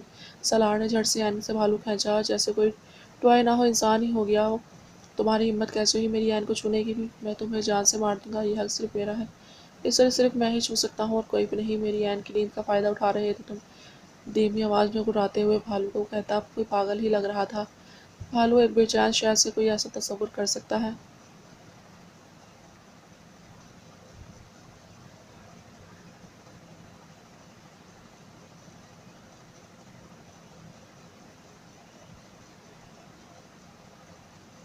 مگر نہیں، یہاں تو سالار ہے، عین کے لیے بے حد پوزیسو، اسے ایک ٹوائے کا بھی عین کے پاس ہونا تک برداشت نہیں۔ کسی وقت وہ اس کے بھی دوست ہوا کرتے تھے، لیکن اب وہ اس کے دشمن تھے۔ اس نے بھالو کو زور سے دیوار پر دے مارا اور پھر سے اپنے پاؤں سے کچلنے لگا۔ کچھ دیر بعد اسے ٹھوکر مار کر دور اچھالا اور پھر عین کی طرف بڑھ گیا، اسے آرام سے اپنی گود میں اٹھایا اور اپنی پوشن کی طرف چل دیا۔ ایک عجیب سی بے چینی اس کے اندر سرایت کر گئی تھی۔ کمرے میں پہنچ کر اسے احتیاط سے بیڈ پر لٹایا اور بنا اسے دیکھے فوراً سے واپس عین کے کمرے کی طرف چل پڑا۔ حقارت اور غصے سے بھالو اٹھایا اور کچن میں آ گیا۔ سالار نے اسے نیچے فرش پر پھینکا اور چولہا جلایا، واپس اسے اٹھایا اور زور سے اپنے ناخن گاڑ کر اسے جلتے چولہے پر پٹخا۔ بھالو کو فوراً ہی آگ لگ گئی۔ جیسے جیسے بھالو کو آگ لگ رہی تھی، ویسے ویسے سالار کے اندر چھائی بے چینی ختم ہو رہی تھی۔ اتنے سب میں اس کا تنفس بری طرح پھول چکا تھا، جو کہ اب آہستہ آہستہ نارمل ہو رہا تھا۔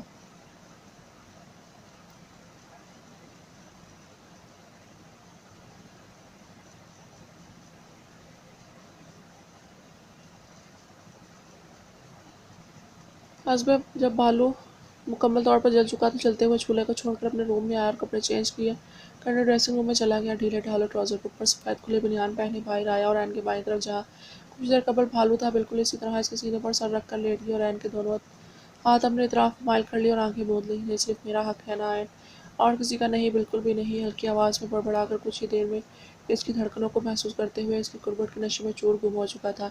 हमेशा की तरह इसे सब भुला दिया था और ऐन की ख्वाबों की दुनिया में उतर गया। सुबह नूर की आंख अपने ऊपर बोझ को महसूस करते खुली। वैसे भी अब इसके उठने का टाइम भी हो चुका था। पहले तो इसे लगा किसी ने इसके ऊपर बुलडोजर रख दिया हो, मगर जब धीरे धीरे आंखें खोली तो हैरत का शदीद तरीन झटका लगा था। ऐन को सलार बड़े मज़े से इसके सीने पर सर रखे सो रहा था। वो सोते हुए किसी मासूम बच्चे की तरह लग रहा था।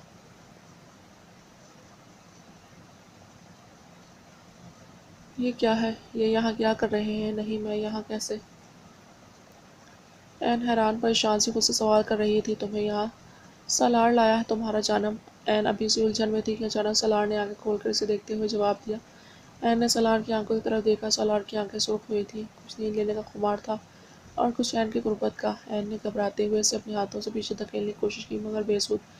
बल्कि उल्टा सलार उठकर अपने हाथों को इसके हाथों में उलझाकर इसके चेहरे पर झुक गया। इन दोनों के चेहरों के बीच का फासला इंच भर का था। ऐन इसकी इतनी नज़दीकी पर बौखला ही गई। इसके गाल सुर्ख हो गए। सलार इसकी शर्ट शर्म और घबराहट को बहुत महसूस होकर देख रहा था।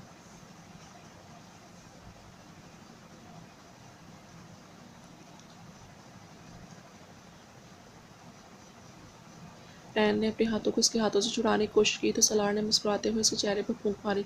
इसके फूंक मारने पर ऐन ने अपनी आंखें फौरन बंद कर ली। इसकी फूंक में इतनी शिद्दत की ऐन को और ज़्यादा घबराहट होने लगी। सलार ने हंसते हुए इसे देखा और फिर इसकी लड़ती हुई पलकों को देखते हुए इसके चेहरे पर झुककर रहा साहा फासला भी मिटा दिया। ऐन के नर्म सफ़ेद लाल गलाल पर अपने लब रख के इसे दांतों से थोड़ा सा काटा, जिससे ऐन की बेसाख्ता चीख निकली। फिर इसके कान की तरफ झुककर खुमार भरी सरगोशी की। यह तो छोटी सी सज़ा है ऐन जानम, आइंदा मैं तुम्हारे पास किसी भालू वालू को ना देखूं, आई समझ। और फिर इसके कान की लौ पर अपनी नरमी से पुरहिद्दत लब रख दिए, जबकि ऐन तो इसकी भालू वाली बात पर ही हैरान थी।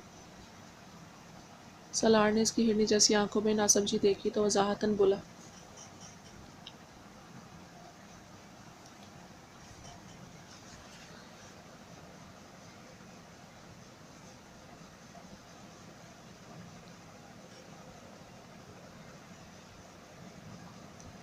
तुम्हें छूने का, तुम्हारे पास रहने का सिर्फ और सिर्फ मेरा हक होना चाहिए, ना कि किसी भालू का। आइंदा मैं तुम्हें किसी को भी अपने सीने से लगाए सोता हुआ ना देखूं, सिवाय ऐन के। सलार की समझी जानम।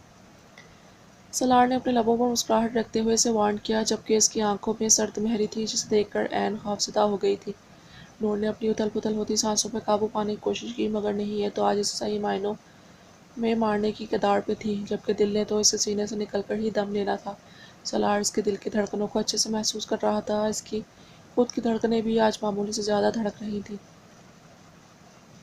नूर की फूली हुई सांसों की हिद्दत वो अपने होठों पे किसी गर्म नम की हवा की सूरत महसूस कर रहा था। इसकी बुरी तरह से लरजती कपकपाती हुई पलकें, कपकपाते लरजते हुए सुर्ख अंगूरी लब, लाल सुर्ख चेहरे की मासूमियत, नाजुक बुरी तरह से बिगड़ते हुए अमल, तनफ़्फ़ुस के साथ हसीन सरापा। इसके हाथों की भीगती हुई नरम हथेलियाँ इसके जज्बातों को भड़का रही थी। ये लड़की इसके जीने की वजह थी।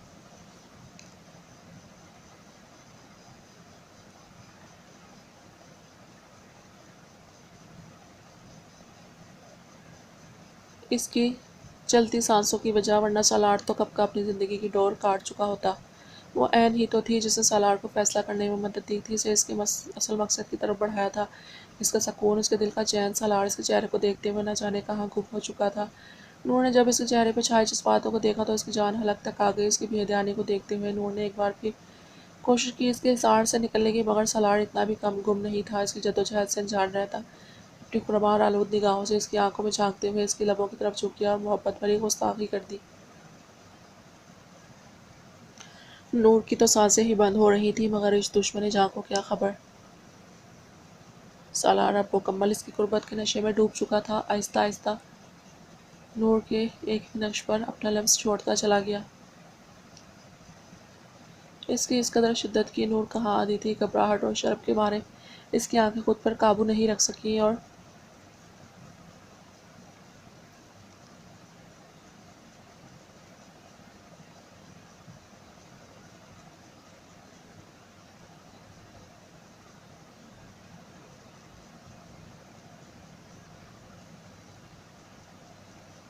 جھرنا بہنا شروع ہو گیا جبکہ سالار سے انجان اپنی بے خودی میں گم تھا۔ کافی دیر بعد سالار نے اس کی طرف نگاہ اٹھائی۔ بھاگ تک رہ گیا، اس کی رکبت پر آنسو بہا رہی تھی، وہ تکلیف میں تھی، اس کی سانسیں اکھڑ رہی تھی۔ اس سے ناگوار گزرا کہ نور ایسے کیوں بہیو کر رہی ہو؟ اس نے تو ایسا کچھ بھی نہیں کہا۔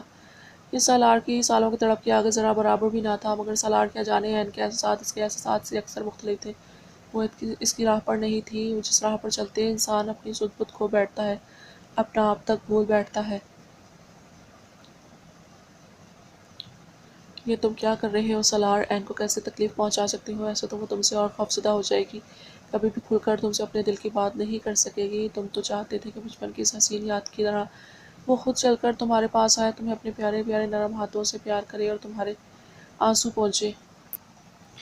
تم تو اسے ایسے نہیں دیکھنا چاہتے تھے، بزدل ڈرپوک دبو قسم کی۔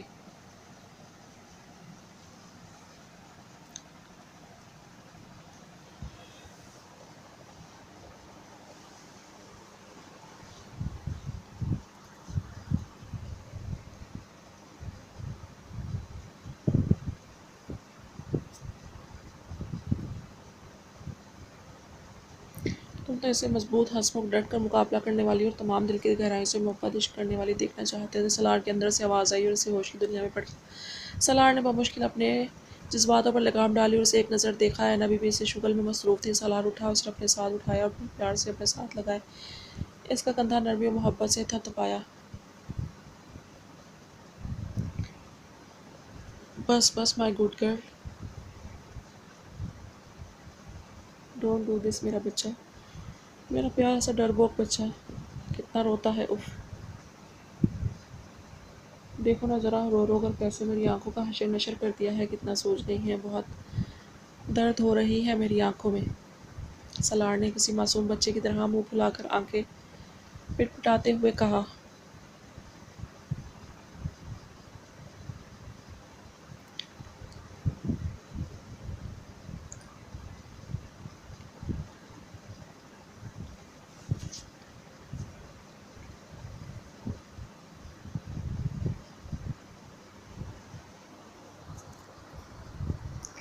نور جو رونے میں مصروف تھی، سالار کے اس اچانک عجیب رویے پر سب بھول بھال کر آنکھیں پھاڑے کھلے منہ سے اسے تکنے لگی۔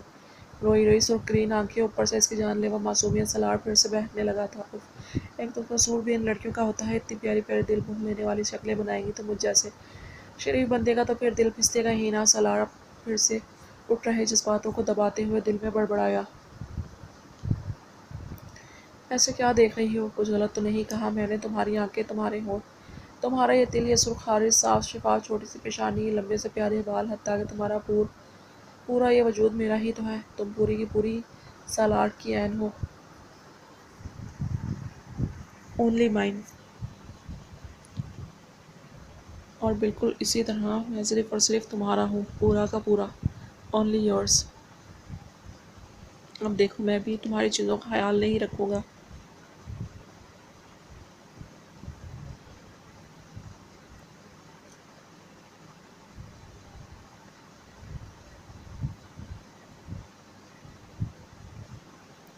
تو تم نے بھی تو میری چیزوں کا خیال نہیں رکھا نا، کیا حالت بنا لی ہے تم نے میری پیار سی آنکھوں کی، سوچ کر کیسے ہرا لال ٹماٹر لگ رہی ہیں۔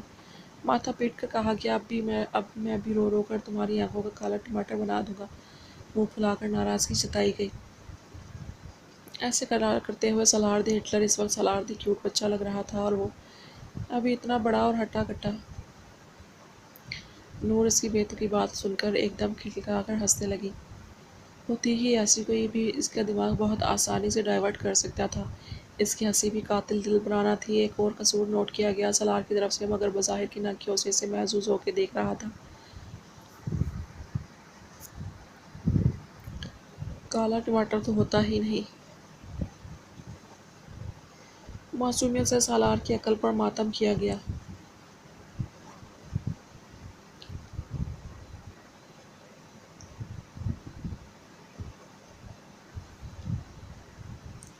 لال ٹماٹر، ہرا ٹماٹر اور تھوڑا تھوڑا پیلا بھی ہوتا ہے شیڈ میں، مگر کالا وہ تو سرے سے ہی نہیں ہوتا۔ نور ہنس ہنس کر پاگل ہو رہی تھی اور ادھر سالار پاگل ہو رہا تھا اسے ہنستا ہوا دیکھ کر۔ ہاں تو کیا ہوا، نہیں ہوتا؟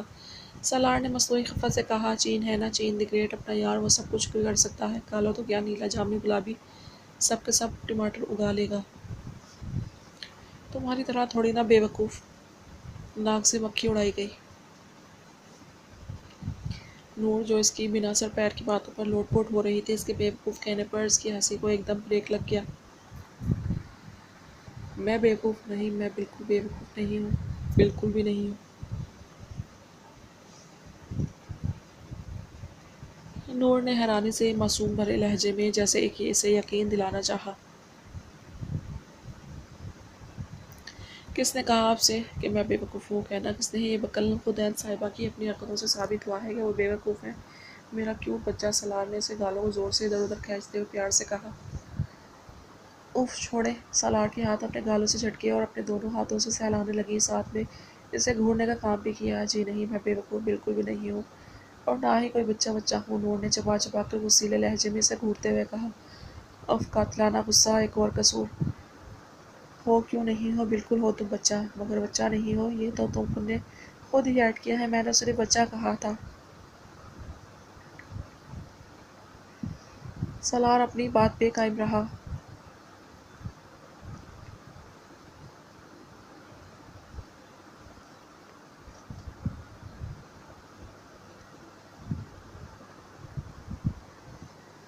میں بچہ کہاں سے ہوگی، میں تو آپ کی بیوی ہوں نا، نور نے تنگ آ کر جھنجھلاتے ہوئے کہا۔ ہاں، ہو کیوں نہیں ہو، آپ ہماری بیگم صاحبہ ہیں، مگر ہم بابدولت آپ کو پیار سے بچہ کہا کریں گے۔ تم نے دیکھا نہیں آج کل بوائے فرینڈز اپنی گرل فرینڈ کو اور ہسبینڈ اپنی وائف کو بیبی بیبی کہتے ہیں۔ اب بیبی کا مطلب بچہ ہی تو ہوتا ہے نا، اور ویسے بھی سالار ہمیشہ اپنی کرتا ہے، کبھی کسی کو کاپی نہیں کرتا، اس لیے میں تمہیں بیبی کی جگہ بچہ کہا کروں گا۔ سالار نے کندھے اچکا کر لاپرواہی سے کہا۔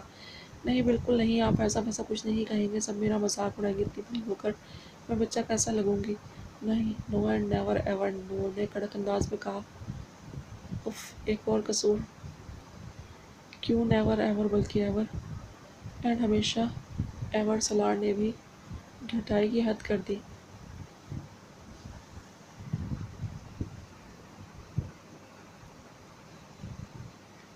نور کو سالار کی ڈھٹائی پر بے حد غصہ آیا اور اسی غصے میں ادھر ادھر دیکھتے ہوئے نرم پلو اٹھا کر اس کے سر پر مارنے لگی، جس سے پلو کی روئی تکیہ کو پھاڑتی ہوئی باہر اڑنے لگی۔ ایسے کرتے ہوئے کہیں سے بھی نہیں لگ رہا تھا یہ وہی کرنے والی کچھ دیر پہلے والی ڈرپوک نور ہے۔ بولے نہ، اب کہیں مجھے بچہ، نور نے اسے مارتے ہوئے بے رحم انداز میں بولی۔ مارتے مارتے اچانک نور نے اپنے ہاتھ روک لیا اور خوفزدہ نظروں سے سالار کو دیکھنے لگی۔ یہ کیا کیا نور، تو نے شہد کی کڑوی مکھی نہیں بلکہ کڑوی مکھی کو چھیڑ ڈالا، اب یہ تو ہٹلر نے تمہیں نہیں چھوڑے گا، کچا چبا جائے گا۔ نور نے اسے سہمی سہمی آنکھوں سے دیکھتے ہوئے اپنی آنکھیں بھیج لی تھیں۔ سالار جو آنکھیں موندے نور کے ہاتھوں باخوشی پٹ رہا تھا، اچانک اس کے رکنے پر آنکھیں کھول کر اس کی طرف دیکھا جو ڈر کے مارے آنکھیں بھیج بیٹھی تھی۔ سالار کو جب سمجھ آیا تو ہلکی مسکان اس کے چہرے پر آئی۔ ڈر گئی میری شیرنی، زیر لب بولا، اور پھر دوسرا پلو اٹھا کر اس کے چہرے پر ہلکا سا پھینکا کہ زور سے نہ لگ جائے۔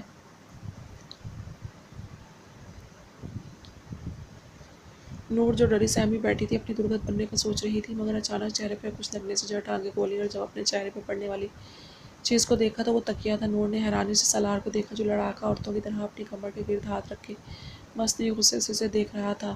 یہ چیٹنگ ہے، اگر تمہیں پلو فائٹ کرنی ہے تو بتاؤ تو صحیح مجھے، تاکہ میں بھی تیار ہو کر مقابلے میں کود جاؤں۔ تم تو اکیلے ہی مزے سے شروع ہو گئی، سالار نے نور سے نروٹے ہوئے انداز میں کہتے ساتھ ہی تکیہ اٹھا کر اس کے کندھے پر ہلکا سا دے مارا۔ نور اسے پھٹی پھٹی نظروں سے دیکھتی حیران پریشان بنی کسی مورت کی طرح اسٹل بیٹھی ہوئی تھی۔ سالار نے جب اسے ویسے ہی بیٹھے ہوئے دیکھا تو اسے ہلایا۔ کیا دیکھ رہی ہو، شروع ہو جاؤ، پھر تم مجھ سے ہارنے کا سوچ کر ڈر گئی ہو؟ سالار نے عین کا دھیان بٹھانے کے لیے اسے تبایا اور وہ تب بھی گئی۔